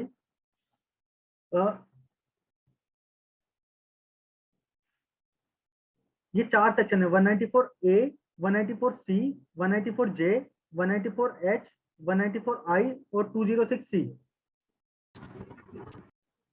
तो ये 6 जो सेक्शन है हमारे, इन सेक्शंस में क्या होता है, नॉर्मली क्या होता है हर सेक्शन में ये लिखा कि एनी पर्सन, जैसे सैलरी में मैंने दिखा था उसमें लिखा था any person paying salary has to deduct TDS, but in sections में लिखा था any person deducted in TDS, but एक स्पेसिफिक कंडीशन लिखी हुई है कि अगर उसकी लिमिट, अगर उसकी टैक्स ऑडिट होती है 2020 से पहले तक हमारे पास कंडीशन थी कि अगर उसकी टैक्स ऑडिट होती है तो उसको टीडीएस काटने के लिए एलिजिबिलिटी नहीं होती। बट फाइनेंस एक्ट 2020 में इसको थोड़ा सा रेक्टिफाई कर दिया है, जो एक कंफ्यूजन चल रही थी कि अगर उसकी ऑडिट नहीं भी होती तो भी उसको टीडीएस काटना पड़ेगा अगर उसकी टर्नओवर 1 करोड़ से ऊपर हो जाती है। क्योंकि जो हमारा सेक्शन है सेक्शन 44AB वाला जो डील करता है ऑडिट के केस में, पहले इन सेक्शन के अंदर स्पेसिफिकली ये लिखा हुआ था कि अगर इंडिविजुअल और एचयूएफ लायबल टू ऑडिट है 44AB के, तब उसको टीडीएस काटना है, अदरवाइज नहीं काटना। अगर वो ऑडिट के लायबल नहीं है तो टीडीएस नहीं काटना। अब इसके अंदर इन्होंने 44AB को काट के पर्टिकुलर टर्म डाल दी है, मतलब जो वर्ड से लिखे वो उसके अंदर 44AB वाली लाइन उसके अंदर काट के उन्होंने लिख दिया 1 crore rupees in case of business और 50 lakh rupees in case of profession. तो अगर किसी की पिछले साल में प्रीसीडिंग फाइनेंशियल ईयर में 1 करोड़ से ज्यादा का बिजनेस इनकम है और 50 लाख से ज्यादा प्रोफेशनल इनकम है, तो उसको इस साल में टीडीएस काटना पड़ेगा।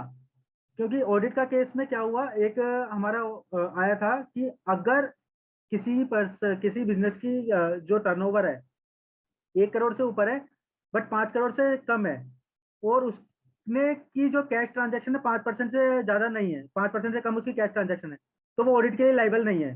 तो वो वाले पर्सन इसमें फंस जाएंगे कि उनको टीडीएस काटना पड़ जाएगा। क्लियर है?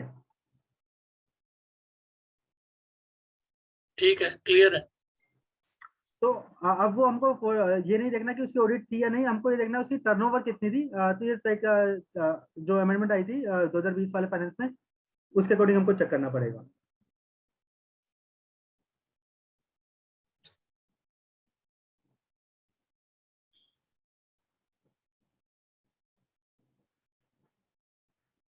तो 194 सॉरी अदर देन सैलरी में हमारा ये बेसिकली यही है कि एक्ट में हमको डिटेल में देखना पड़ेगी कौन कौन से सेक्शन हमारे ऊपर अप्लाई हो रहे हैं, कौन से नहीं हो रहे। जो मेन सेक्शन से मैंने आपको बता दिया कि ये अप्लाई हो सकते हैं, और डिटेल में हम एक लेक्चर और रखेंगे इसके ऊपर सेक्शन वाइज, अदरवाइज ये बहुत लंबा हो जाता। अब आते हैं पेमेंट टू एनआरआई के। एनआरआई के केस में हमको जो टीडीएस काटना है उसके अंदर हमको DTAA भी देखना पड़ेगा। अगर मैं उसको एज ए सैलरी पेमेंट कर रहा हूँ तो ठीक है, तो उसके ऊपर इंडियन टैक्स स्लैब रेट लग जाएगा और मैं उसका टीडीएस काट लूंगा उस स्लैब रेट के हिसाब से। बट अगर वो उसको मैं अदर देन सैलरी कोई पेमेंट कर रहा हूँ तो मेरे को उसका अपना जो रेट है DTAA से कंपेयर करना पड़ेगा और उसके अकॉर्डिंग उसको बेनिफिट देना पड़ेगा। तो एनआरए के केस में ये कुछ रेट्स हैं जो इनकम टैक्स में डिफाइन हो रखे हैं। इसके साथ साथ हमको अपना डीटीए डबल ए चेक करना पड़ेगा कि कौन सा रेट बेनिफिट है, उसके अकॉर्डिंग हमको उसको बेनिफिट देना पड़ेगा। अब जब हमने टैक्स काट लिया सबका, सैलरी पे हमने देख लिया कि टैक्स कैसे कटना है, अदर देन सैलरी पे देख लिया हमने, डिफरेंट डिफरेंट सेक्शन में रेट डिफाइन है, उसके अकॉर्डिंग हम लोग को देख के टैक्स काटना है। एनआरए के केस में हमको टैक्स काटना है डीटी डबल ए का बेनिफिट लेके या फिर विदाउट डीटी डबल ए के बेनिफिट के लिए। हम जब टैक्स काट लेंगे फिर हम उसको डिपॉजिट कराएंगे गवर्नमेंट के पास में। हमारा नेक्स्ट स्टेप होगा गवर्नमेंट के पास उस टैक्स को डिपॉजिट कराना। जो हम गवर्नमेंट को डिपॉजिट कराएंगे वो कराएंगे चालान नंबर 281 में। एनएसडीएल की साइट पे आप जाएंगे तो वहाँ पे चालान पेमेंट में चालान नंबर 281 आएगा, उसके अंदर जाके हमको अपनी डिटेल भरनी पड़ेगी और हमको ना टैक्स जमा कराना पड़ेगा। और जमा कब कराना होगा मेरे को? हर महीने, जिस महीने टैक्स कटा है उसके महीने की अगली 7 तारीख तक। एक्सेप्शनल केस है कि जो मेरा 31 मार्च का टीडीएस होगा, उस वाले टीडीएस को मैं 30 अप्रैल तक जमा करा सकता हूँ। मार्च मंथ का टीडीएस मैं 30 अप्रैल तक जमा करा सकता हूँ। अदरवाइज जो अप्रैल से लेके फरवरी तक के 11 महीने, उसका मेरे को नेक्स्ट 7 दिन में डिपॉजिट कराना पड़ेगा। ठीक है। और इसके बाद में जो टीडीएस जमा कराने के लिए मैं कैलकुलेशन करूंगा। अब मैंने टीडीएस जमा तो कराना है, अब मुझे कैलकुलेशन भी करनी पड़ेगी कि भाई कितना टीडीएस मैंने किस सेक्शन में जमा कराना है। इसके अंदर भी एक इशू आता है कि हर सीनियर जो है अपना अलग अलग फॉर्मेट यूज करता है और हर जूनियर अपना अलग अलग फॉर्मेट यूज करता है, फिर उसको सीनियर के पास दिखाता है। सीनियर का टाइम वेस्ट होता है कि पहले वो ए वाले का फॉर्मेट चेक करेगा, फिर वो बी वाले का चेक करेगा। तो इसका भी एक पर्टिकुलर फॉर्मेट अगर हम बना ले, मैं अभी फॉर्मेट दिखा देता हूँ, तो उससे क्या होगा, हमारा क्लियर हो जाएगा कि हर पर्सन ने यही फॉलो अप करना है, उसके अकॉर्डिंग डाटा डालना है। तो हमें पता होगा कि कहाँ पे क्या चीज़ आ रही है और कहाँ पे क्या चीज़ नहीं आ रही है। तो इसके अंदर क्या है, ये एक तरीके से डाटा है, ऊपर बेसिक डिटेल है इसकी। ये जो ब्लू वाले कॉलम है, ये ब्लू वाले कॉलम सारे के सारे वो वाले कॉलम है जो एक्चुअल में मेरे को टीडीएस की रिटर्न के टाइम पे चाहिए होते हैं। तो मैंने उन सारे कॉलम्स को यहाँ पे डाल दिया है।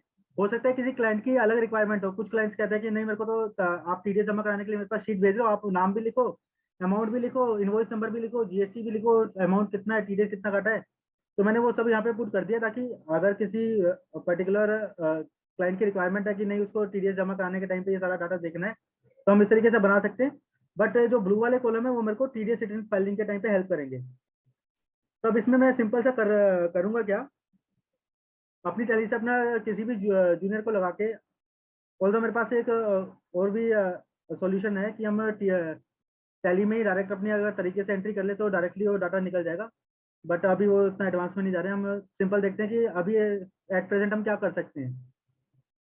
तो नॉर्मली जो हम शीट बनाते हैं, हम ये शीट हर कोई बनाता है टीडीएस की पेमेंट के लिए, पार्टी वाइज टीडीएस हर कोई बनाता है कि किस पार्टी का टीडीएस है, क्या उसका नाम है, अमाउंट क्या है। तो इसके लिए सबसे पहले हम क्या करेंगे, एक मास्टर बनाएंगे अपना कि मेरी टोटल पार्टीज कितनी है जिनका मैं टीडीएस काट रहा हूँ, चाहे वो सैलरी वाली हो चाहे नॉन सैलरी वाली हो, उसका पैन नंबर क्या है, ताकि मुझे बार बार अपने मतलब टीडीएस की रिटर्न के टाइम पे मेरे को इधर उधर जाके देखना ना पड़े कि ये पार्टी मेरे पास में पहले आई थी, 2 साल पहले आई थी, 1 साल पहले। मेरे पास अगर मास्टर तैयार है तो अगर ये पार्टी मेरे पास में 3 साल बाद भी आती है तो मेरे मास्टर में मैं सारे डाटा में से निकाल सकता हूँ, 3 साल पहले मेरे पास में आया था पर्सन, उसका मैंने टीडीएस काटा था। तो ये मास्टर बहुत कंपलसरी जरूरी चीज़ है बेसिकली मेरे अकॉर्डिंग, टाइम सेव करने के लिए। अनलेस मतलब बेसिकली अगर ये नहीं होगा तो मेरे को जो दिक्कत आती है एक्चुअल में प्रैक्टिकल लाइफ में, वो यही आती है कि भाई इसका पैन नंबर अब निकाल के दो। जूनियर को बोलते हैं कि भाई यार एक काम कर, इसका पैन नंबर नहीं मिल रहा, फटाफट निकाल कर दे, टीडीएस की रिटर्न फाइल करनी है, लास्ट डेट है। तो अगर ये डाटा रेडी होगा मेरा स्टार्टिंग से ही, जैसे जैसे मेरे पास पार्टी आती जाए मैं सीधा उस पार्टी का नाम इसमें ऐड करता जाऊँ, पैन नंबर यहाँ पे डालता जाऊँ। उसके बाद यहाँ जब मैं मास्टर बना लूंगा अपना, तो फाइनल डाटा में जो मैंने बनाया उसके अंदर सिंपल से मैं यहाँ ड्रॉप डाउन से उस पार्टी को सिलेक्ट कर लूंगा, उसका पेन नंबर मेरा यहाँ पे अपने आप आ जाएगा, ऑटोमेटिकली उस शीट से लिंक हो जाएगा। मान लेते मैं इसको डिलीट कर देता हूँ। जब मैं शीट बनाऊंगा अपनी ये वाली, जिस भी पार्टी जो मैं वहाँ पे ऐड करूंगा अपने मास्टर डाटा में, वो यहाँ पे सारी शो हो जाएंगी। उसको जैसे क्लिक करूंगा उसका पेन नंबर मेरा अपने यहाँ पे ऑटोमेटिकली आ जाएगा। ये फॉर्मूला हट गया, ये फॉर्मूला लगा रखा है वहाँ से, तो ऑटोमेटिकली यहाँ पे हमारा उसका पेन नंबर आ जाएगा। तो मेरे को अब बार बार उसका पेन नंबर अपनी शीट में लिखने की जरूरत नहीं पड़ेगी। मेरे को टैली सिर्फ पार्टी का नाम चाहिए होगा, टैली में से निकाल के एक्सपोर्ट करके उसका अमाउंट कितना है, उसका इनवॉइस नंबर क्या है, जीएसटी कितना है, टीडीएस कितना है। ये सिर्फ इसलिए है क्योंकि कई बार क्लाइंट्स की रिक्वायरमेंट होती है इस चीज़ की, तो इसमें ये डाल दिया। डेट ऑफ पेमेंट क्या है, उसका सेक्शन क्या है, सेक्शन के भी मैंने यहाँ पे कोड बना दिया कि कौन कौन सा सेक्शन मेरे ऊपर अप्लाई हो रहे हैं, वो मैं यहाँ पे वैलिडेशन शीट में अपडेट करता रहूंगा। अगर मेरे पास ये 4 सेक्शन अप्लाई हो रहे हैं तो मैं सिर्फ ये 4 ही सेक्शन लिखूंगा यहाँ पे। अगर 5वां सेक्शन कोई नया इन फ्यूचर आ जाए तो मैं यहाँ पे इंसर्ट कर दूंगा और यहाँ पे मेरे पास में वो सेक्शन अवेलेबल हो जाएगा कि उस सेक्शन में टीडीएस कटना है। यहाँ पे रेट कट के यहाँ पे हमारा टीडीएस अमाउंट आ जाएगा कि उसका कितना टीडीएस कटना है रेट के हिसाब से। ठीक है, तो जब मैं ये बना लूंगा, मान लेते हैं मैंने जनवरी का डाटा बना लिया, मार्टर प्रो में मैंने जनवरी का डाटा बना लिया, मैं समरी पे जाऊंगा अपनी, और समरी अपनी ये वाली समरी की शीट जो जनवरी वाली है क्लाइंट को शेयर कर दूंगा कि आपका 5,340 रुपये इस सेक्शन में जमा होना है। उसके बाद में जब मैं फेब्रवरी पे आऊंगा, मैं दोबारा इसी शीट को यूज करूंगा, उसके नीचे मैं फेब्रवरी का डाटा डाल दूंगा अपना, कि फेब्रवरी मैंने किस किस पार्टी का टीडीएस काटा, ऐसे ही वही पार्टी मास्टर डाटा से कॉपी करके, और जब क्लाइंट को भेजेंगे मास्टर, इसके साथ में हम फेब्रवरी का ये वाला डाटा भेज देंगे कि फेब्रवरी में आपका इतना इतना टीडीएस और जमा होना है। ठीक है, ऐसे ही जब मैं मार्च पे आऊंगा तो मैं मार्च का डाटा यहाँ पे डाल दूंगा अपना कि मार्च में मेरी ये पार्टी से इतना इतना इसका टीडीएस कटा है और फाइनल इतना इतना हमने जमा कराना है। तो एक ही शीट होगी हमारे पास में जिसमें मेरे पास में ब्रेकअप भी होगा कि किस सेक्शन में कितना जमा हुआ है, पार्टी वाइज भी होगा।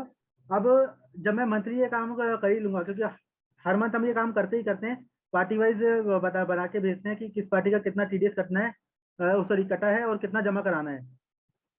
तो टीडीएस रिटर्न के टाइम पे मेरे पास में ऑटोमेटिकली डाटा सारा रेडी होगा। मेरे को सिर्फ ये अपना जो ब्लू वाले कॉलम है, अपनी टीडीएस की रिटर्न जो हम फाइल करेंगे 26Q या फिर 24 की, उन दोनों में मेरे को सिर्फ यहाँ से अपना ये ब्लू वाले आइटम्स को कॉपी पेस्ट करके अपने सॉफ्टवेयर में पुट करना है और मेरी टीडीएस रिटर्न भी तैयार हो जाएगी।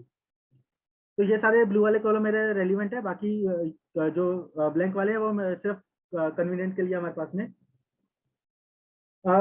इसके बाद में जब मैं मान लेते मैंने जो जनवरी का डाटा था, जनवरी का जो मेरा पेमेंट हुई थी, मैं अगर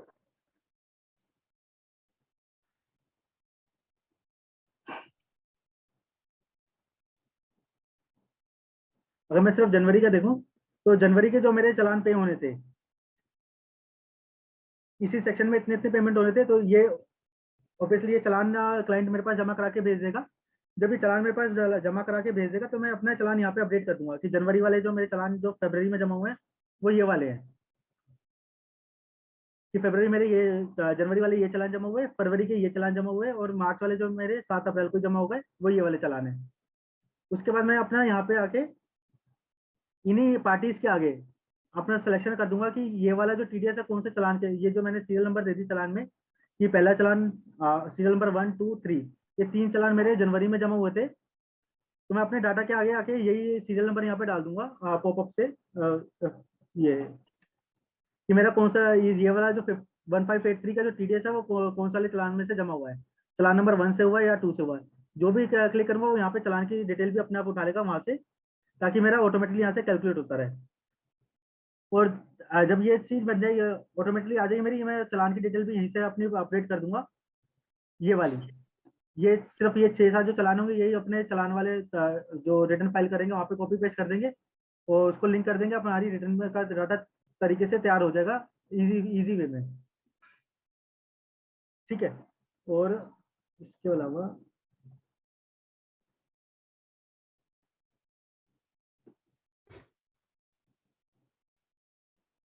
इसके अलावा जब मेरे को चेक करना होगा कि ये पर्टिकुलर मान लेते हैं 1 नंबर चालान है, ये पूरा कंज्यूम हो गया या नहीं हुआ, तो मैं यहाँ पे इसका फिल्टर लगा लूंगा कि पर्टिकुलर जो 1 नंबर चालान था वो 1583 रुपीज का था, और जो मेरा टीडीएस है वो यहाँ पे मैंने सब टोटल डाला रहता है 1583 है, पूरा कंज्यूम हो गया। तो यहाँ से मैं ऑन द स्पॉट फटाफट कैलकुलेट कर लूंगा कि 1 नंबर चालान मेरा कंज्यूम हो गया है, सेकंड नंबर चालान कंज्यूम हुआ है नहीं हुआ, मैं यहाँ पे देख लूंगा 1750 टोटल बन रहा है, वो 1750 का ही मेरा चालान था। तो फटाफट हमारे यहाँ से रिकैलकुलेट हो जाएगा कि हाँ सारे चालान मेरे ऑलरेडी कंज्यूम हो गए, कोई भी नहीं बचा है। तो चेकिंग में एक पॉइंट बहुत आसानी से हो जाएगा, जो हम इतना टाइम लगाते हैं वो बच जाएगा हम लोगों का। सिर्फ हमने रिटर्न के टाइम पे ये शीट का डाटा कॉपी करके रिटर्न में पेस्ट करना है और रिटर्न तैयार हो जाएगी। तो ये फॉर्मेट भी अगर हम लोग शेयर करें सबके साथ में तो आई थिंक बहुत बेटर रहेगा। ठीक है, करना है ये हमें स्टैंडर्डाइज करना होगा। जी जी।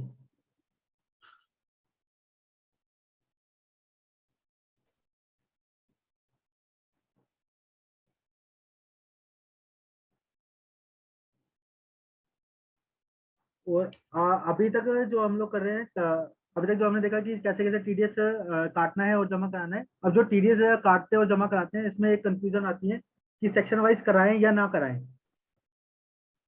सीपीसी ने अपनी एडवाइजरी निकाली थी एक 2012-13 में, तो उसने क्लियरली बोल दिया था कि सेक्शन वाइज आने की जरूरत नहीं है, आप एक्यूमुलेट भी जमा करा दो। ऑल्दो हमारे जो इजी वे करने के लिए हम लोग अलग अलग सेक्शन वाइज जमा करा देते हैं, तो उसमें भी कोई इशू नहीं है। बट बाई चांस कई बार ऐसा हो जाता है कि 94J का 94C में जमा हो जाता है, 94C का H में जमा हो गया, तो उससे कोई घबराने की जरूरत नहीं है, वो यूज कर सकते हैं हम। अगर मान लो मैंने काटा सेक्शन 94C में और गलती से जमा हो गया वो 94H में, तो मैं उस 94H के चालान को यूज कर सकता हूँ अपने 94C की पेमेंट में। और इवन उन्होंने एडवाइजरी में ये भी कहा था कि असेसमेंट ईयर भी डिफरेंट हो सकता है, वो भी यूज कर सकते हैं। कि मतलब अगर आपका कोई चालान आपने इस साल में यूज किया, जमा कराया, वो इस साल में पूरा यूज नहीं कर पाए, तो आप अगले साल के फर्स्ट क्वार्टर में भी यूज कर सकते हैं। तो अगर ट्रेसिस की साइड पे थोड़ा स्क्रूटनी करते हैं तो वहाँ पे पता चलता है कि जो चालान होता है ना असेसमेंट ईयर वाइज, वो मैक्सिमम वो पीरियड लेता है 1 साल आगे और 1 साल पीछे का। बोल तो उन्होंने एडवाइजरी ये निकाली थी कि डिफरेंट असेसमेंट ईयर में तो कोई इशू नहीं आएगा, बट ट्रेसिस की साइड पे है कि वो मैक्सिमम 1 साल आगे का पीरियड लेता है और 1 साल पीछे का पीरियड लेता है अगर चालान कंज्यूम करना होता है। अगर मान लो मैंने कोई चालान असेसमेंट ईयर 20-21 में जमा कराया, तो उसको मैं मैक्सिमम 20-21 में तो कर ही सकता हूँ, मैक्सिमम 21-22 में कर सकता हूँ, या 1 साल पीछे 19-20 में कर सकता हूँ। तो ट्रेसिस की साइड पे ये फैसिलिटी भी अवेलेबल है, हम आगे पीछे उस ईयर का चालान यूज कर सकते हैं। और एक एडवाइजरी उन्होंने और भी निकाली थी कि मल्टीपल डिफरेंट ब्रांच भी हैं, अगर वो 10 नंबर वाइज ये सेम 10 पे, तो वो सेम चालान यूज कर सकते हैं। बट एडवाइस मेरे अकॉर्डिंग ये रहेगी कि हम सैलरी का, अगर बाई चांस हम किसी क्लाइंट का एक्यूमुलेट जमा कभी कराते हैं, 94C J वगैरह सबका इकट्ठा चालान जमा करा देते हैं, कोई इशू नहीं है। बट मेरे ख्याल से 94B वाला जो सैलरी का पोर्शन है वो अदर एंड सैलरी वाला है, उसको हमको अलग ही कराना चाहिए। ऑल्दो से कुछ फर्क नहीं पड़ेगा, बट उससे ये बेनिफिट मिलेगा कि मेरे को सैलरी वाला जब मैं रिटर्न फाइल करूंगा तो ऑन द स्पॉट मेरे को क्लियरली पता चल जाएगा हाँ ये चालान पूरा कंज्यूम हो गया है। या 94C और अदर देन 92 वाले जो चालान होंगे, उसको देख के मेरे को ऑन द स्पॉट पता चल जाएगा कि हाँ ये चालान पूरे कंज्यूम हो गया, कुछ इसमें से अनकंज्यूम नहीं रहा है या ये ओवर बुक नहीं हुआ है। और अगर मैं उसको 92B और 92C दोनों का इकट्ठा जमा करा देता हूँ, तो एक इशू ये आ जाता है कई बार ना, वो ओवर बुकिंग हो जाती है कि मैंने 92B में भी उसको यूज कर लिया और 94C में भी उसको यूज कर लिया, क्योंकि दोनों रिटर्न ना हमारी अलग अलग होती हैं। तो सिंगल रिटर्न में होता है तो आइडेंटिफाई करने में आसानी रहती है, बट डिफरेंट रिटर्न होती है तो एक बार आइडेंटिफाई करने में थोड़ा सा इशू रह जाता है। तो कम से कम हमको 92B और अदर देन सैलरी वाला तो अलग अलग जमा कराना चाहिए। अगर सारी अलग कराएं तो ज़्यादा बेटर है, अगर नहीं भी कराएं तो 92B और अदर देन सैलरी वाला, सैलरी और नॉन सैलरी वाला अलग अलग कराना चाहिए, ताकि हमारा जो ये जो इशू आता है कि ओवर बुकिंग हो जाता है कई बार या फिर अनकंज्यूम रह जाता है, तो वो इशू हमारा ऑन द स्पॉट देखने पे क्लियर हो जाए। तो चालान जो हम पे करते हैं वो हम ओल्टास की साइट से चेक कर सकते हैं। अपना ओल्टास में 10 नंबर और डेट, यहाँ ये ओल्टास की साइट का लिंक है और ये उसका थोड़ा सा एक स्क्रीनशॉट है। 10 नंबर बेस व्यू में जाके मैं अपना अमाउंट ऑफ चालान डाल के और डेट ऑफ पीरियड डाल के कि किस पीरियड में मैं जमा कराया, मैं उसको एक बार ही वेरीफाई कर सकता हूँ कि हाँ वो चालान शो हो रहा है। अब टीडीएस की रिटर्न की नॉर्मली डेट सबको पता ही होगा कि क्या होती है, फर्स्ट क्वार्टर की 1 मंथ बाद, मतलब जैसे क्वार्टर एंड हुआ हमारा जून में, ये गलत लिखा है, जुलाई होगा, ये 31 जुलाई होना चाहिए, 30 जून में, ये 31 जुलाई होना चाहिए, रॉन्गली मेंशन हो गया वो। तो अप टू जून की हमारी नेक्स्ट मंथ के एंड तक हो जानी चाहिए, सितंबर मंथ वाली अक्टूबर में हो जानी चाहिए, दिसंबर वाली जनवरी में, और मार्च वाली के लिए हमको 1 महीना एडिशनल मिलता है, अप्रैल की जगह हमारे पास मई तक का टाइम होता है। इसके अंदर एक चीज और है, मैंने अभी आपको स्टार्टिंग में बताया था कि टैक्स कलेक्शन के 3 वो हैं, टीडीएस, टीसीएस और इनकम टैक्स एडवांस या सेल्फ असेसमेंट। तो टीडीएस की रिटर्न फाइलिंग की डेट तो पहले क्या था, टीडीएस की फाइलिंग की रिटर्न की डेट जो होती थी 15 दिन होती थी क्वार्टर एंड के, अब वो उसको टीडीएस की रिटर्न की डेट को बढ़ा के कर दिया है उन्होंने क्वार्टर एंड के 1 महीने में। बट टीसीएस की जो रिटर्न होती है, टैक्स कलेक्टेड डेट होती है, उसकी डेट को उन्होंने नहीं बढ़ाया है।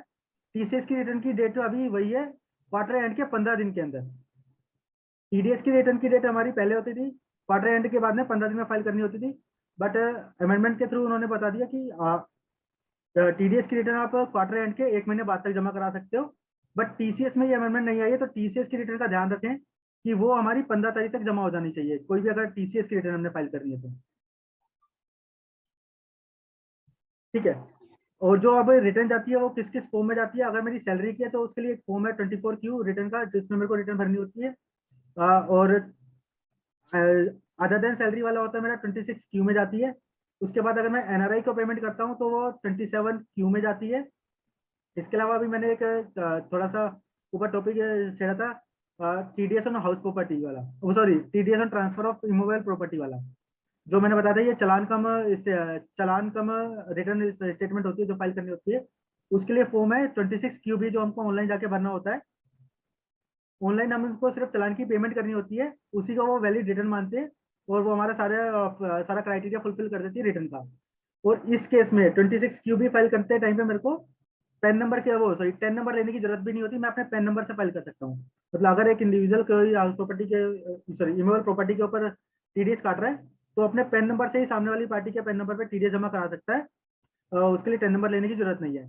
लेकिन अगर वो इंडिविजुअल एनआरआई है, अगर मैं किसी एनआरआई का टीडीएस काट रहा हूँ, एक डिफरेंस ये है कि अगर मैं रेजिडेंट का टीडीएस काट रहा हूँ तो नहीं है, लेकिन अगर मैं एनआरआई का टीडीएस काट रहा हूँ इमूवेबल प्रॉपर्टी के केस में, तो मेरे को 10 नंबर लेके उसकी प्रॉपर रिटर्न फाइल करनी पड़ेगी। ठीक है, अगर मैं रेजिडेंट का काट रहा हूँ 1% वाला, तो मेरे को 10 नंबर लेने की जरूरत नहीं है, मैं नॉर्मल पेन नंबर से जमा करा सकता हूँ टीडीएस फॉर्म नंबर 26QB में। अगर मैं नॉन रेजिडेंट का काट रहा हूँ तो मेरे को एज ए इंडिविजुअल भी 10 नंबर लेना पड़ेगा, उसके बाद मेरे को उस पर्टिकुलर 10 नंबर के ऊपर रिटर्न फाइल करनी पड़ेगी एनआरआई की। ठीक है, अब जब हमारी रिटर्न फाइल हो जाती है, सबसे पहले हमने देखा कि टीडीएस क्या है, टीडीएस कब कटेगा, सैलरी नॉन सैलरी और एनआरआई के केस में, और कैसे कैसे कटेगा, किस सेक्शन में कैसे कैसे कटना है। उसके बाद में टीडीएस कटने के बाद में हमारा टीडीएस जमा होना है डिपार्टमेंट के पास में। डिपार्टमेंट में जमा होने के बाद में फिर हमने उसकी रिटर्न फाइल करनी है। इस रिटर्न फाइल करने के बाद में फिर एक और हमारी ऊपर लाइबिलिटी आती है, उसका फॉर्म 16 और 16A जनरेट करने की। जब भी मैं टीडीएस की रिटर्न फाइल करता हूँ तो मेरे पास 15 दिन का टाइम है कि मैं उसके फॉर्म 16A और 16 जनरेट कर दूं। इन केस ऑफ सैलरी, मेरे पास सैलरी के केस में ये ईयरली जनरेट होता है, और in case of non salary other and salary ये हमको क्वार्टरली जनरेट करना पड़ता है विद इन 15 डेज।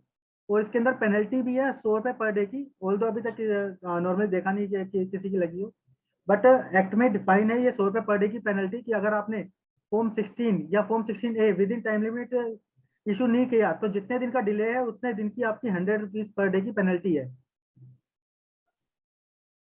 ठीक है, तो ये ध्यान रखें कि जब भी हम टीडीएस रिटर्न फाइल करें उसके 15 दिन में हम अपनी रिक्वेस्ट डाल दें फॉर्म 16A की, और या फिर एनुअल फॉर्म 16 की एनुअल फाइलिंग के टाइम पे कि हमको फॉर्म 16 और 16A जनरेट करने हैं विद इन 15 डेज। पेनल्टी वही मैं बता दिया 100 रुपीज पर डे की है नॉन फाइलिंग की, सेक्शन 272A में ये डिफाइन किया हुआ है पेनल्टी को। ठीक है, अब हमने देख लिया कि हमारी क्या क्या लायबिलिटी थी, कि हमने टीडीएस काट भी लिया, जमा भी करा दिया, रिटर्न भी फाइल कर दी फॉर्म 16 जनरेट करके सामने वाली पार्टी को, चाहे वो मेरा एम्प्लॉई हो या अदर देन एम्प्लॉई हो, नॉन सैलरी केस में उसको इशू कर दिया। अब क्या होता है कि ना इनकम टैक्स के में एक सेक्शन है सेक्शन 197। मान लीजिए मैं एक कंपनी हूँ जो लॉस मेकिंग कंपनी, मेरा लॉस चल रहा है और मैं सामने किसी से इनकम ले रहा हूँ और वो मेरा टीडीएस काट रहा है, तो क्या होता है मेरे को रिटर्न फाइल करने के टाइम पे उसका रिफंड लेना पड़ता है, क्योंकि मेरी टैक्सेबल इनकम तो है नहीं। टीडीएस हमारा यही है कि जब मैं जितना मेरा ड्यूरिंग ईयर टीडीएस कट जाएगा, उसके बाद जब मैं एज ए इंडिविजुअल अपनी फाइनल रिटर्न भरूंगा उसके अंदर मैं अपना टीडीएस एडजस्ट करूंगा, फिर मैं अपनी कैलकुलेशन देखूंगा कि मेरी टोटल टैक्स लायबिलिटी अगर 5,000 रुपये की है, टीडीएस मेरा 8,000 रुपये कट गया है तो 3,000 रुपये का मैं रिफंड ले लूंगा। या मेरी अगर 5,000 रुपये की लायबिलिटी है, मेरा टीडीएस 2,000 रुपये कटा है तो 3,000 रुपये का मैं गवर्नमेंट को पे कर दूंगा जब मैं अपनी सेल्फ असेसमेंट रिटर्न भरूंगा। तो अब क्या होता है कि कई कंपनीज में जैसे लॉस चल रहा है तो उस केस में क्या होता है, उनको मोटा टीडीएस तो कट रहा है, सामने वाली पार्टी उसका टीडीएस काटे जा रही है, लाख 2 लाख 5 लाख टीडीएस हो गया। अब वो उसको पता है स्टार्टिंग जब उसने स्टार्ट ऑफ द ईयर हुआ, असेसमेंट ईयर जब स्टार्ट हुआ, उसको आज ही पता है कि मेरा जो इनकम टैक्स रिटर्न जाएगी वो नील की जाएगी उसके अंदर या नील की जाएगी या लॉस की जाएगी, बट मेरा टीडीएस सामने वाली पार्टी काटे जा रही है तो उसका मेरे को रिफंड क्लेम करना पड़ेगा। जो कंपनी है उसको आज ही पता है कि सामने वाली पार्टी मेरा टीडीएस काट लेगी, 10% या 5%, 2% जो भी रेट होगा उस रेट के हिसाब से सामने वाली पार्टी मेरा टीडीएस काट लेगी। बट मुझे पता है कि मेरी इनकम टैक्स रिटर्न नील की ही फाइल होनी है और ये सारा का सारा जो टीडीएस कट रहा है मेरा रिफंड ही आना है। तो इस केस में गवर्नमेंट ने क्या किया, एक सेक्शन 197 इंसर्ट किया कि अगर आपको लगता है कि आपका लॉस है, आपका टीडीएस एक्स्ट्रा कट रहा है, आपका टीडीएस ज्यादा कट रहा है और आपका रिफंड ही बनेगा, तो आप एक एप्लीकेशन फाइल कर दो फॉर्म नंबर 13 में, तो हम आपको एक सर्टिफिकेट दे देंगे कि आपको टीडीएस काटने की जरूरत नहीं है। ठीक है, आप मतलब गवर्नमेंट ने कहा कि आप मेरे को फॉर्म नंबर 13 में एप्लीकेशन दे दो, मैं उस एप्लीकेशन को रिव्यू करूंगा और एप्लीकेशन रिव्यू करके अगर मुझे लगा कि हाँ एक्चुअल में आपका लॉस केस है या फिर किसी भी कंडीशन किसी भी रीजन से आपकी जो इनकम है बिलो टैक्सेबल है या फिर आपकी जो इनकम है इतनी नहीं है जितना आपका टीडीएस कट रहा है, तो मैं आपको एक सर्टिफिकेट इशू करूंगा। उसमें ये इंस्ट्रक्ट करूंगा कि सामने वाली पार्टी आपका जो टीडीएस काटे वो इस रेट से काटे, जो भी मैं डिसाइड करूंगा। मैंने अगर आपको बोला कि 0% से, मतलब गवर्नमेंट ने अगर बोला कि 0% से, तो सामने वाली पार्टी आपका टीडीएस 0% से काटेगी। अगर गवर्नमेंट ने डिसाइड किया कि वो 2.5% से कटेगा तो सामने वाली पार्टी आपका 2.5% के रेट से टीडीएस काटेगी। तो कौन कौन ये अप्लाई करता है नॉर्मली, जो भी लॉस मेकिंग कंपनी है वो नॉर्मली इसको अप्लाई करती है, उनको पता है कि उनका टीडीएस कटना है और लॉस होना है, या फिर बहुत कम प्रॉफिट मार्जिन है उन लोगों का और टीडीएस उसका हाई मार्जिन पे कट रहा है तो वो लोग भी अप्लाई करते हैं। किसी का कैरी फॉरवर्ड लॉस किसी कंपनी का चलता हुआ आ रहा है कि भाई उसका तो ऑलरेडी इतना कैरी फॉरवर्ड लॉस चलता हुआ आ रहा है और वो आगे फ्यूचर में जब इनकम होगी उससे एडजस्ट ही होना है और रिफंड आ जाए, वो भी अप्लाई कर सकता है। और एक केस है कि इंडिविजुअल एनआरआई के केस में नॉर्मली क्या होता है, एनआरआई के केस में एनआरआई बाहर रहते हैं, एनआरआई जो बाहर रहते हैं अगर वो इंडिया में प्रॉपर्टी बेचते हैं तो उस केस में क्या होता है, सेक्शन 195 में जो मेंशन है वो ये है कि जो ट्रांजैक्शन वैल्यू है ना आपको उसके ऊपर टीडीएस काटना है। ठीक है, अगर मान लो कोई एनआरआई प्रॉपर्टी सेल कर रहा है और मैं उससे प्रॉपर्टी परचेज कर रहा हूँ, उसने कोई प्रॉपर्टी सेल करी 1 करोड़ रुपए की, ठीक है, तो अगर मैं इनकम टैक्स को गो थ्रू करूँ तो मुझे उस 1 करोड़ के ऊपर टीडीएस काटना पड़ जाएगा 30% के हिसाब से, जो नॉर्मल स्लैब रेट है कि वो any amount paid to the NRI. तो any amount paid to the NRI मेरा क्या होगा 1 करोड़। उसमें वर्डिंग ये नहीं लिखी कि any gain amount paid to, any gain paid to या फिर any profit portion paid to NRI. उसमें मेंशन है कि any amount paid to NRI. अगर मैं एनआरआई को 1 करोड़ रुपए पे कर रहा हूँ तो मेरे को 1 करोड़ रुपए के ऊपर 30% का जो ब्रैकेट लगेगा उसके ऊपर टीडीएस काटना पड़ जाएगा।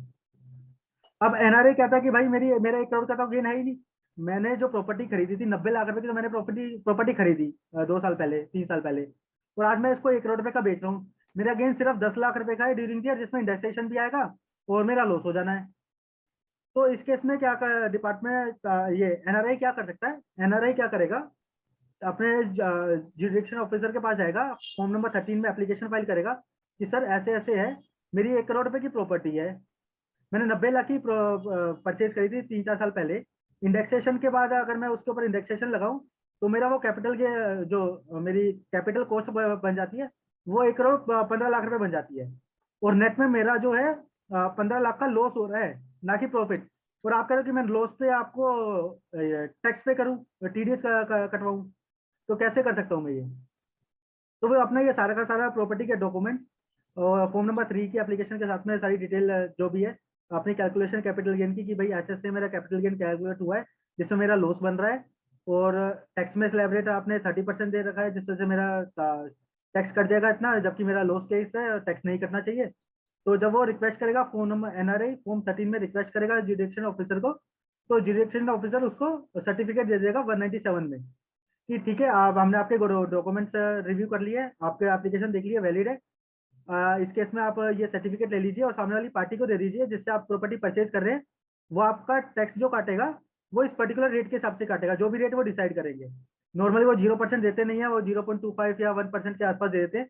तो इस केस में क्या होगा, उसका जो 1 करोड़ की वैल्यू होगी, इस केस में भी देखिए अगर उन्होंने 1% का रेट दिया तो वो 1% उसका 1 करोड़ के ऊपर ही लगेगा, ना कि उसके कैपिटल गेन के ऊपर।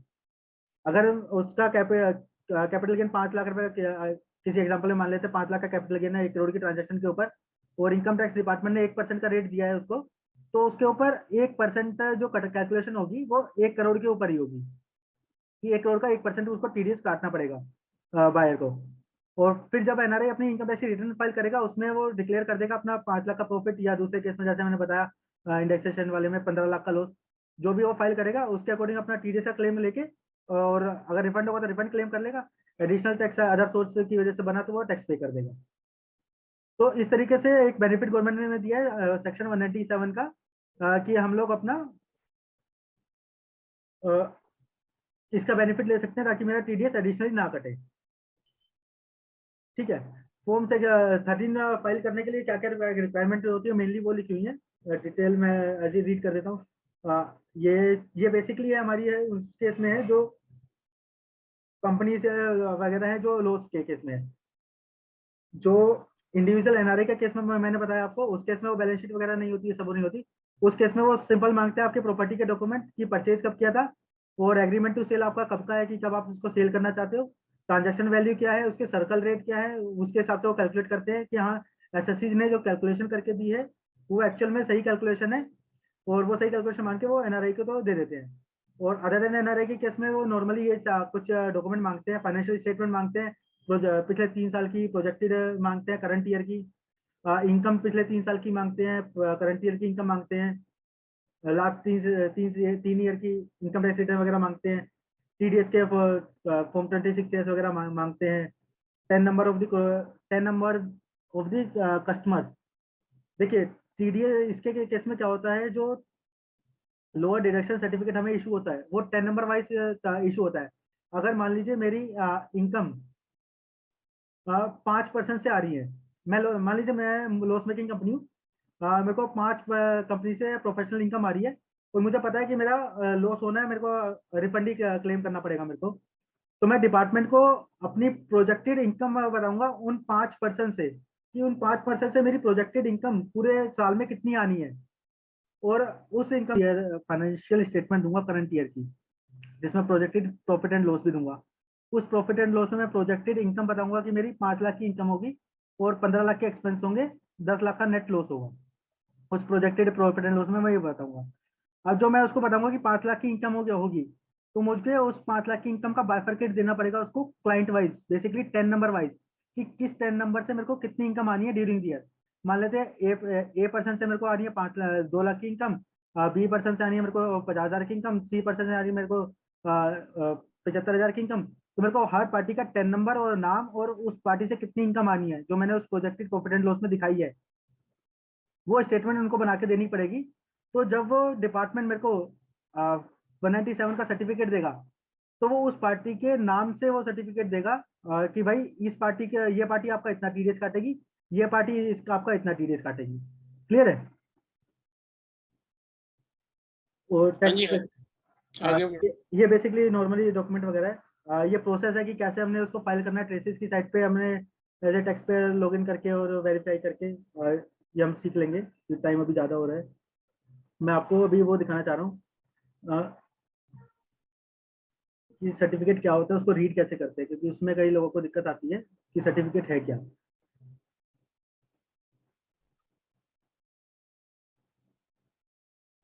देखिए ये एक सर्टिफिकेट है हमारे पास में, जो office of award international taxation ने इशू किया है। यहाँ पे पर्सन का वो सर्टिफिकेट नंबर आ जाएगा, जिस पेन नंबर पे इशू किया है। अगर मेरे को इशू किया है इसने डिपार्टमेंट ने, तो मेरा पेन नंबर आ जाएगा, मेरा नाम आ जाएगा, मेरा एड्रेस आ जाएगा। यहाँ पे वो कहेगा कि उसके बाद में यहाँ पे नीचे उन पार्टीज का नाम आएगा। देखिए इस सर्टिफिकेट का मतलब थोड़ा सा समझ के चलना। इस सर्टिफिकेट में डिपार्टमेंट इंस्ट्रक्ट कर रहा है सामने वाली पार्टी को, इस सर्टिफिकेट में डिपार्टमेंट इंस्ट्रक्ट कर रहा है सामने वाली पार्टी को, जिसका 10 नंबर मैंने दिया था, कि आपने कितना टीडीएस काटना है। तो डिपार्टमेंट क्या करेगा, 10 नंबर यहाँ पे देगा उस पर्सन का नाम बताएगा और सेक्शन बताएगा किस सेक्शन में आपने टीडीएस काटना है, किस नेचर से काटना है, कितने अमाउंट पे काटना है, किस रेट से काटना है, किस पीरियड से काटना है।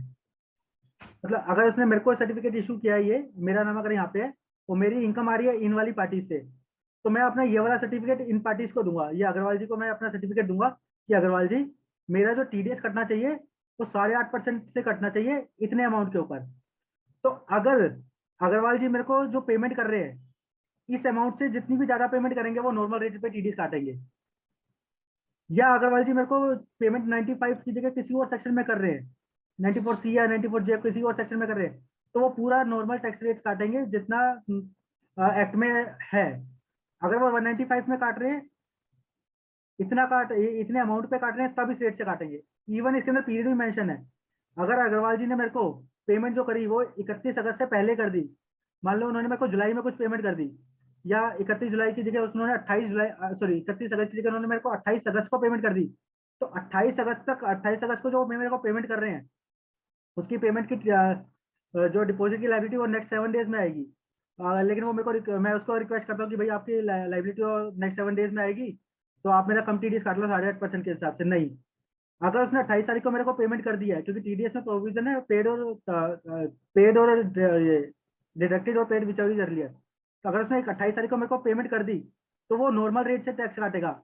अगर वो 31 अगस्त के से 31 मार्च के बीच में पेमेंट करेगा तब वो इस रेट से टैक्स अमाउंट में मेरा टीडीएस काटेगा, और सिर्फ इतने अमाउंट तक। अगर उसने मेरे को ड्यूरिंग द ईयर 27,87,500 से ज्यादा पेमेंट करी, अगर उसने मेरे को 30 लाख की पेमेंट कर दी इस पीरियड में भी, तो बैलेंस अमाउंट के ऊपर वो पूरा नॉर्मल रेट लेगा और इस अमाउंट के ऊपर 8.5% का रेट लेगा। क्लियर है?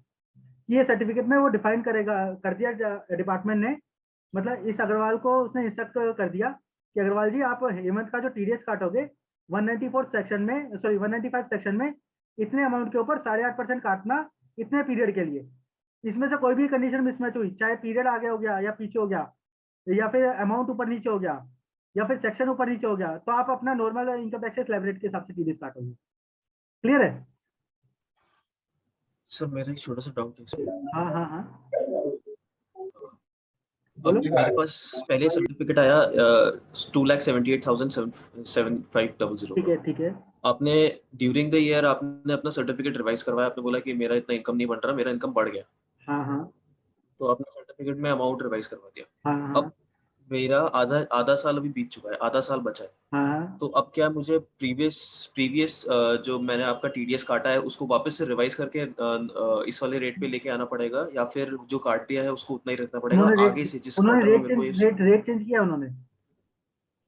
हाँ जी, रेट चेंज किया है और अमाउंट चेंज किया है।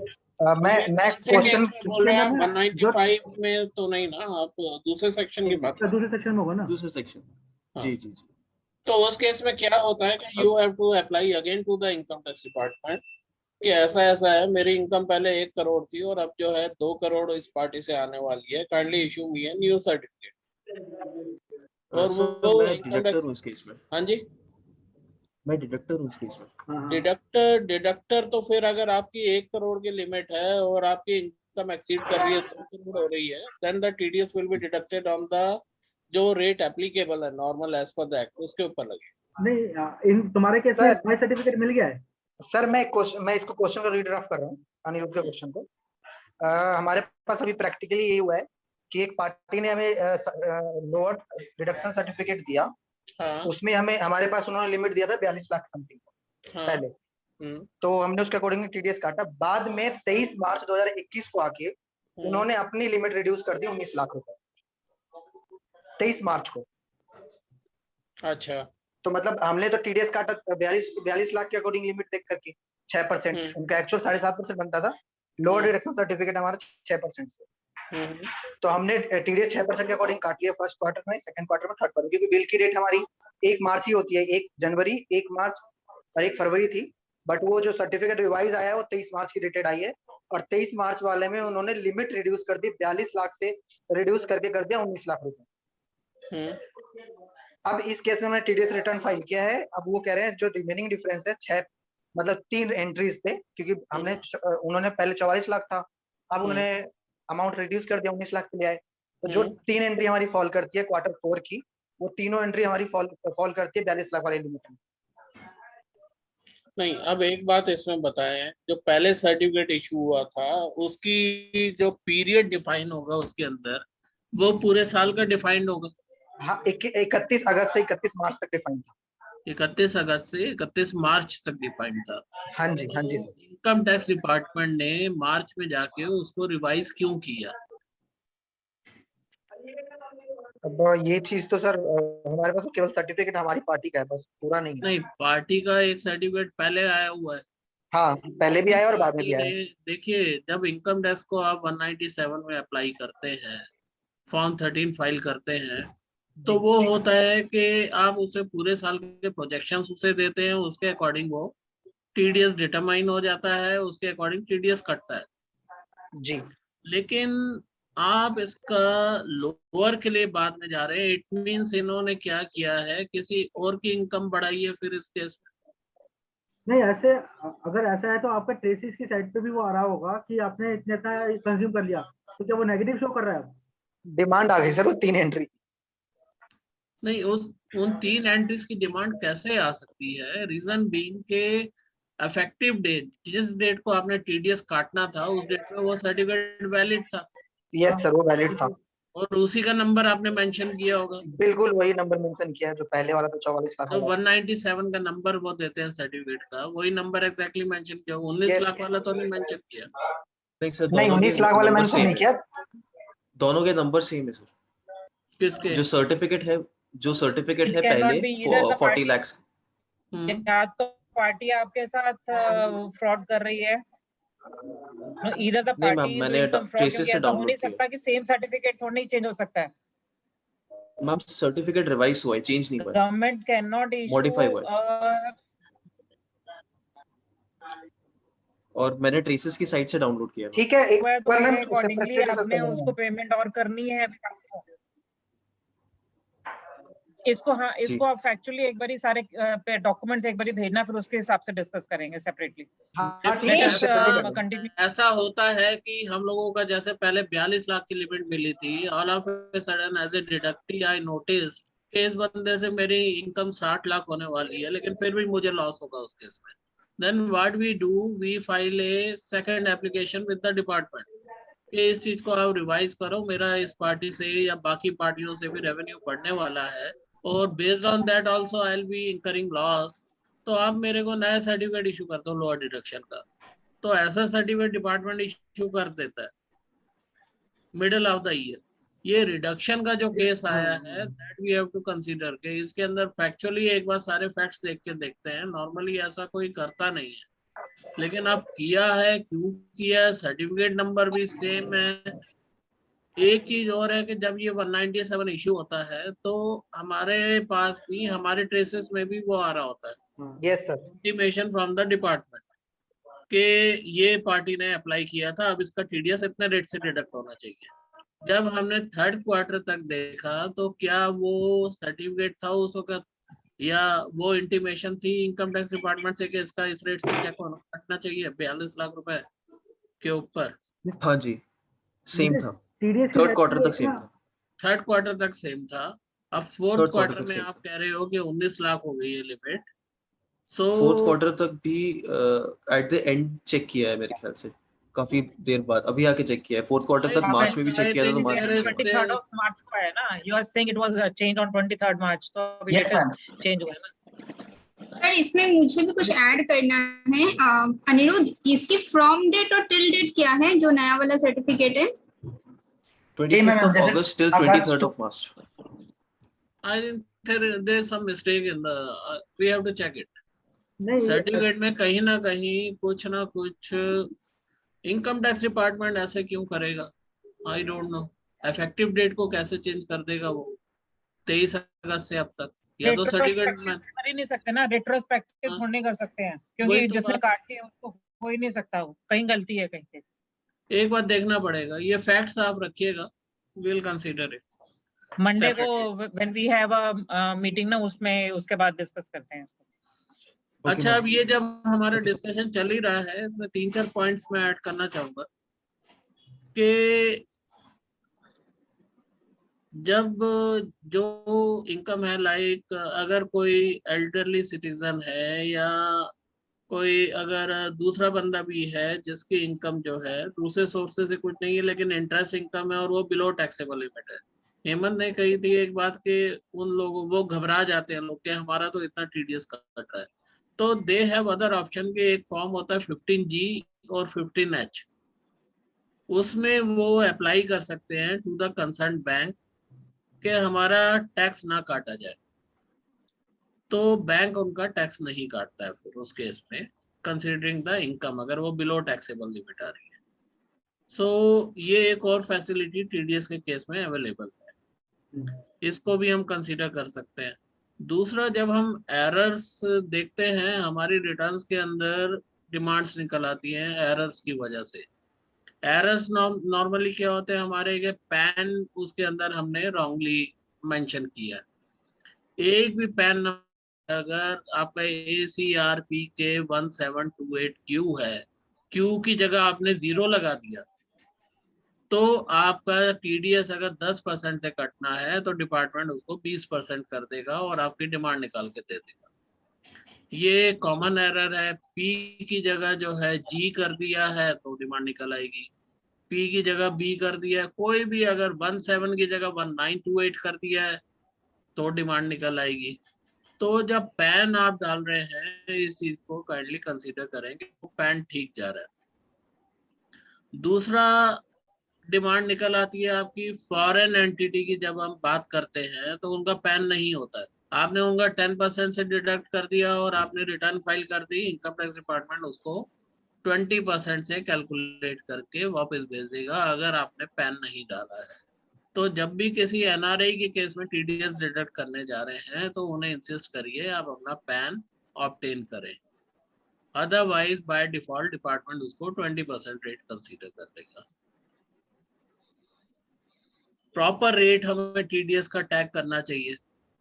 अब एक हमारी मिस्टेक हो जाती है कि सपोज किया हम किसी फर्म का TDS काटना है, फर्म को हमने समझ लिया कि वो प्रोप्राइटर है, हमने रेट लगा दिया 194C का 2% की जगह 1% उस केस में।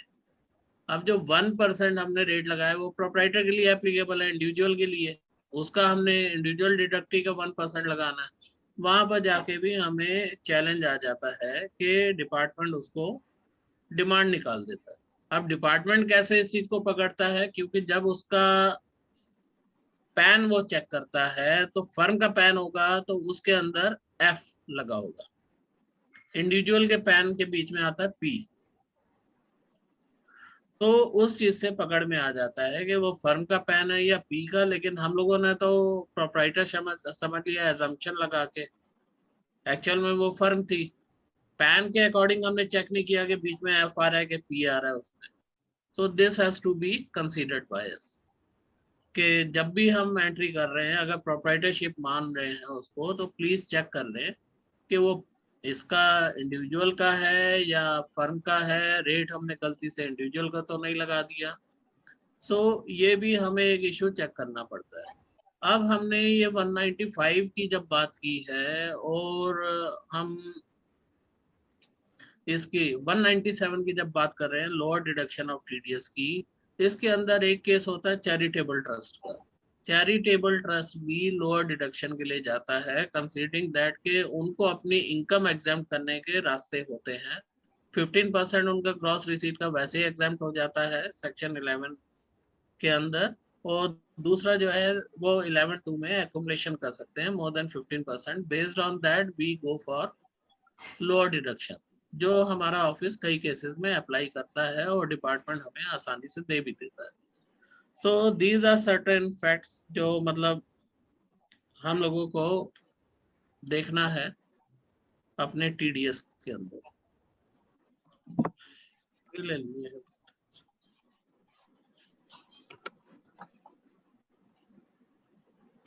Hemant, go ahead. Yes, sir. So this is basically process कि कैसे कैसे 197 अप्लाई करना है TCC साइट पे जाके। तो ये TCC साइट का स्क्रीनशॉट है जहाँ पे हमको लॉगिन करना है यहाँ पे एज ए टैक्स पेयर और क्रिएट करना है। That's it. Now Chanchal will continue with the section 206 newly inserted. Chanchal?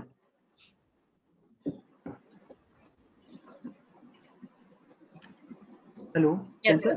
हाँ, तो स्क्रीन शेयर कर दीजिए अपनी 206 AB के लिए। सर आप अलाउ कीजिए। हाँ, कर दिया।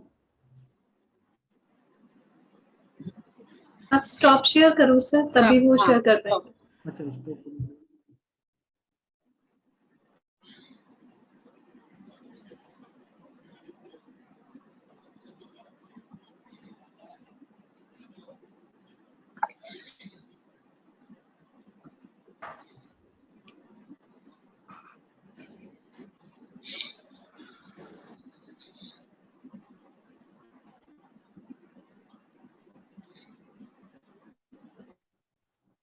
Hello everyone, good afternoon.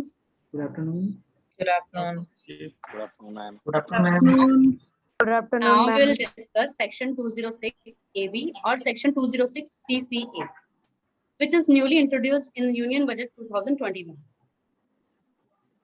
Actually, इस section में government ने जो भी assessee who are liable to pay liable to file income tax return, but for any reason they are not filing their income tax return. To penalize those assessees, government inserted these sections. Section 206 AB ये deal करता है TDS से और 206 CCA ये deal करता है TCS में। दोनों में सिमिलर प्रोविजंस ही हैं। Now come to their applicabilities. Section 206 AB और CCA दोनों इंट्रोड्यूस हुए हैं and Union Budget 21 में, and they will come into force from 1st July 2021.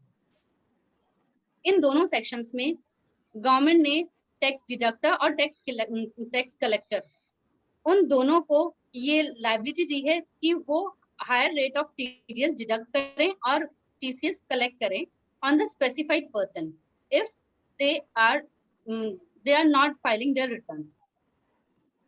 Further, Who is specified persons?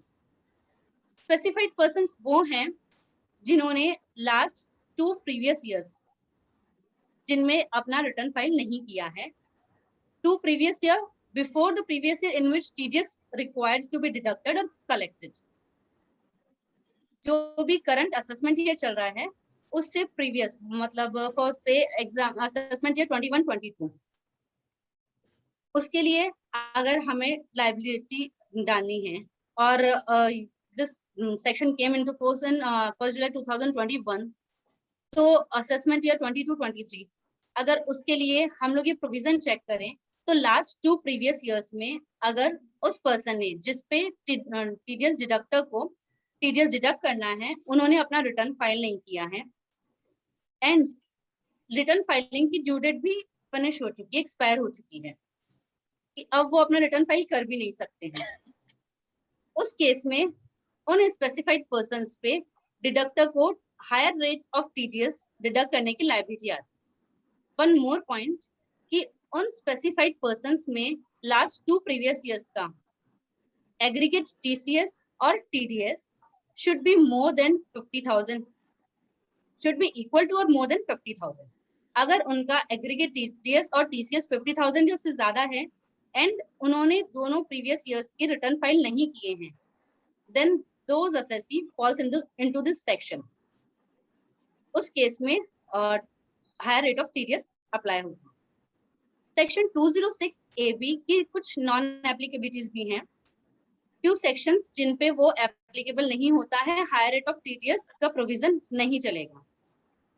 Section 192 TDS on salary, section 192A TDS on premature withdrawal from EPF, section 194B TDS on lottery, 194BB TDS on horse riding, 194 LBC TDS on income and respect of investment in securitization trust, and section 194N TDS on cash withdrawal in excess of ₹1 crore. इन सब cases में जो भी rate as per provision define की हुई है deductor को वही रेट उन पे अप्लाई करना है, हायर रेट का प्रोविजन नहीं लगेगा। वन मोर थिंग, जो भी non resident who are not having their permanent establishment in India, they also excluded from this section. Now, what is higher rate of TDS? Higher rate of TDS for section 206 AB. Like for section 206 AB, if the person fulfill all the conditions as a specified person, then the TDS deductor should deduct TDS at higher of all the three below mentioned rates. First, twice the rate specified in the relevant provision of the Act. Second, twice the rates in force. And third one, rate at the rate 5%, whichever is higher. For example, अगर deductor TDS deduct करता है under section 194C, that is at the rate 1%, applicable जो उस पे है 1%, but वो deductee है who is a specified person, then उसकी TDS liability आएगी, rate आएगा either 2%, twice of उसका relevant provision में जो rate define है, और rate at the rate 5%, whichever is higher. Then the deductor should deduct TDS at the rate 5%. यहाँ एक और provision है 206AA. 206AA specify करता है higher rate of TDS for non-furnishing pen. यहाँ 206AB and 206AA दोनों को हम कंसिडर करेंगे इन केस अगर उन्होंने पेन भी मेंशन नहीं किया है और वो फॉल करते हैं 206AA में, तो दोनों प्रोविजन के साथ में एज पर दोनों प्रोविजंस जो भी हायर रेट होगी that higher rate should be applied. 206AA and 206AB दोनों में जो भी हायर रेट. सिमिलर प्रोविजन है सेक्शन 206CCA के लिए. अगर the person the deductee is a specified person, तो कलेक्टर को हायर ऑफ 2 रेट्स कंसिडर करनी है, twice at the rate specified in relevant provision of the act और at the rate 5%. And similarly 206CC वो भी नॉन फर्निशिंग ऑफ पेन पे apply होता है. एंड अगर स्पेसिफाइड पर्सन पे 206CC भी अप्लाई होता है, उसने पेन नंबर भी अपना फर्निश नहीं किया है, उस केस में कलेक्टर को दोनों प्रोविजंस में जो भी हायर रेट है वो रेट कंसीडर करनी है टीसीएस कलेक्ट करने की. नाउ एक कंडीशन आती है कि हम लोग कैसे डिटरमाइन करेंगे कि डिडक्टी जो है उन्होंने ये कंडीशंस फुलफिल की है कि नहीं की है. तो उसके लिए deductor can do one thing, he can ask for declaration from the deductee. उस declaration में he can mention 2-3 conditions, either 50,000 or more उनका last 2 previous years में TDS और TCS बन रहा था. Second thing कि उन्होंने for last 2 assessment years return file किया है कि नहीं किया है. डिडक्टर की सिर्फ लाइबिलिटी यहीं तक है कि वो उनसे डिक्लेरेशन ले सके. अगर डिक्लेरेशन नहीं ले पाता है in any condition, in any case, deductor declaration नहीं ले सकता है या फिर वो इस चीज के लिए डिफॉल्ट में है, तो उसके लिए deductor will be termed as defaulter. और जो भी प्रोविजंस उसके रिगार्डिंग है डिफॉल्ट के केस में, recovery of short recovery of TDS, interest, penalties, वो सारे प्रोविजंस एप्लीकेबल होंगे डिडक्टर पे. इन केस वो हायर रेट ऑफ टीडीएस नहीं डिडक्ट करता है फॉर स्पेसिफाइड पर्संस. अब डिक्लेरेशन जो है वो ऐसा कुछ फॉर्मेट हो सकता है उसका, या कुछ और भी as per anyone's convenience. Yes, तो इसमें वन मोर थिंग कि जो डिक्लेरेशन है वो हमें लेटर हेड पे लेना है वेंडर के लेटर हेड पे ये डिक्लेरेशन होना चाहिए, जिसमें वो मेंशन करेगा कि अंडर सेक्शन दिस असेसी का नाम, holding PAN number this, and as per provision of section 206AB और 206CCA in whichever section he will fall. वो डिक्लेरेशन दे रहा है कि उसने रिटर्न फाइल किया है for last 2 assessment year, for assessment year 1920, for assessment year 2021, और जैसे अभी के लिए आएगा applicable तो assessment year 21-22 we can consider. And in case return file किया है तो वो उसकी acknowledgement हमें provide कर सकते हैं, acknowledgement number हमें provide कर सकते हैं. And second thing कि अगर TDS और TCS aggregate 50,000 से उनका एक्सीड कर रहा है। We can ask this कि अगर उनका 50,000 से एक्सीड नहीं कर रहा है तो हमें एक्नॉलेजमेंट लेने की रिक्वायरमेंट भी नहीं होगी, बट इस चीज का डिक्लेरेशन होना चाहिए कि उनका टीडीएस और टीसीएस जो है एग्रीगेट 50,000 से एक्सीड नहीं कर रहा है। एटलीस्ट उसके लिए उसका हमारे पास डिक्लेरेशन होना चाहिए।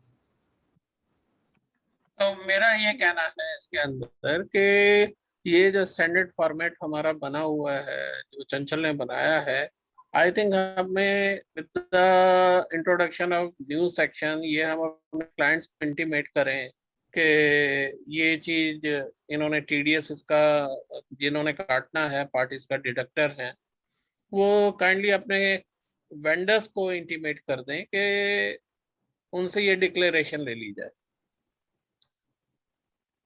इस स्टैंडर्ड फॉर्मेट को हमें शेयर कर देना this चाहिए। is the intent and this will be applicable from 1st of July onwards. That means जो जुलाई का जो TDS कटना है in and to be deposited in August, we'll have to be cautious and we'll have to ensure that all the vendors are giving this declaration before deduction of TDS or deposition of TDS. So this should be by 7th of intimated August, to every client. Yes, to every client. We'll have to forward a mail to every client. Chanchal is preparing the format for the mail also to be forwarded to the clients or to the vendors also, because there are many retainership clients for whom we are managing things. So we have to send for TKC also, SJ, CFO, all the companies we are managing, we have to send it. And similarly, all clients will also have to send this to their vendors. So we'll be intimating them. I think last 2-3 days, I have forwarded 2 mails on TKC info also, which was relating to this only. Please go through this. Once the Chanchal will be sending the format, then anyone can suggest a change, and then maybe from Tuesday onwards, we can start sending the mails to all the clients also.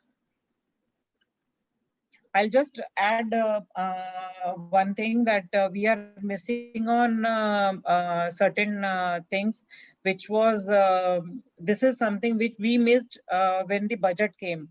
We should not have missed. In fact, this should have happened by May.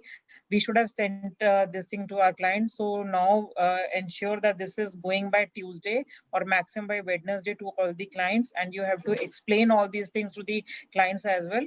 And then after that only we should say that we are actually working professionally.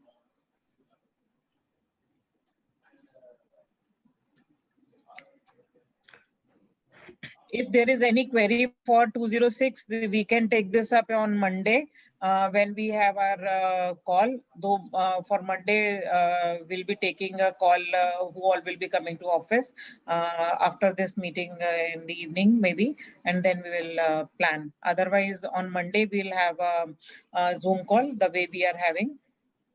So we can always discuss this matter also there. So anything, yeah, Chanchal, continue please. So there's another format जो भी हम specify करें. हाँ, it's quite simple one. हम assessment year and उसके according हम उनसे declaration ले सकते हैं. Assessment year return file किया है and acknowledgement number for ITR file. Basically, the declaration should include 2 things. One is whether they have filed the ITR in the last 2 financial years, and whether their TDS in all is going beyond 50,000. That is simple 2 things which we need. So we can always create a good format, and we will follow the same format for all the clients. ठीक है. Chanchal, go ahead. It's done now. Any questions? Thank you, Chanchal. Thank you. One thing more which I want to mention here, that repercussions of not deducting TDS. So इसके repercussions बड़े तगड़े होते हैं कि एक तो assessee जो होता है he becomes assessee in default, और उसके ऊपर इनकम टैक्स की डिमांड निकल आती है 100% ऑफ टैक्स TDS जो उसको जमा करना था वो उसने नहीं जमा कराया, तो उसके ऊपर 100% उसी अमाउंट की पेनल्टी लगा देता है department. Second thing is section 40A IA होता है इनकम टैक्स का, जिसके अंदर उसका एक्सपेंस, पर्टिकुलर एक्सपेंस 30% डिसअलाउ हो जाता है। तो ये रिपरकशंस उसके ऊपर आते हैं which has to be considered, और केयरफुली कंसीडर करना होता है इन चीज़ों को। अब इसका एक क्वेश्चन और आता है कि अगर चलो भाई डिफॉल्ट हो गया, अब हमारा असेसमेंट हो रहा है, इस केस में इन पॉइंट्स को कैसे कंसीडर किया जाए कि ऑफिसर फिर भी हमारे को पेनल्टी ना लगाए। सो जिस डिडक्टी का हमने TDS नहीं काटा, हमने काटना था TDS, उसे हम एक सर्टिफिकेट लेते हैं, उसके चार्टर्ड अकाउंटेंट से सर्टिफिकेट लिया जाता है कि इसने इस इनकम को अपने रिटर्न के अंदर प्रॉपर्ली डिक्लेयर किया है और उसके ऊपर प्रॉपर टैक्स पे किया है।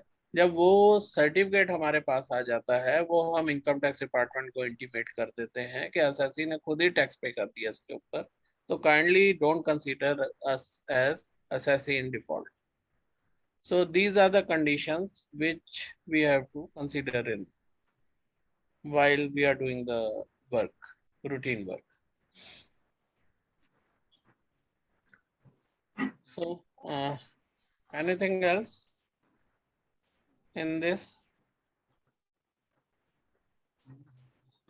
I think this was a wonderful session. बहुत अच्छा बताया चंचल ने, हेमंत ने, और इसके अंदर जो बातें बताई हैं इसने आई ट्रस्ट के सब लोगों को काफी जो डाउट्स थे वो क्लियर कर दिए होंगे। In case still anyone has doubt, then they can write mail to Hemant and Chanchal and get the clarification from them, and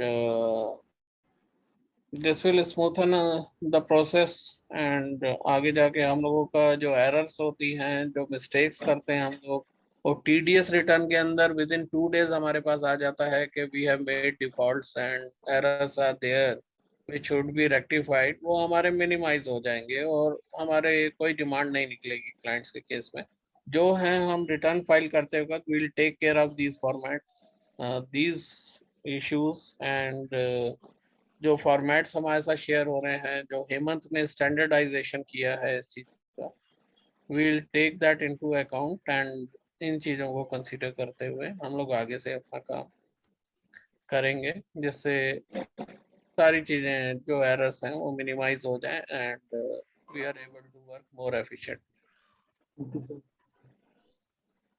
Thank you. This clap is for Hemant and Chanchal. Thank you, ma'am. Thank you, ma'am. Thank you, sir. Yeah. And thank you to all, I'll say. I think we'll improve after your suggestions will come, because you are the ones who will have to tell us where we are lacking, and then we can take things forward.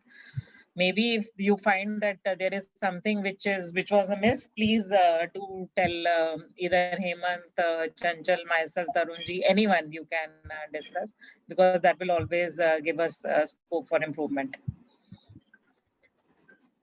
Thank you to all. Thank you. Thank you, ma'am. Thank you, Hemant. Thank you, Chanchal. Thank you.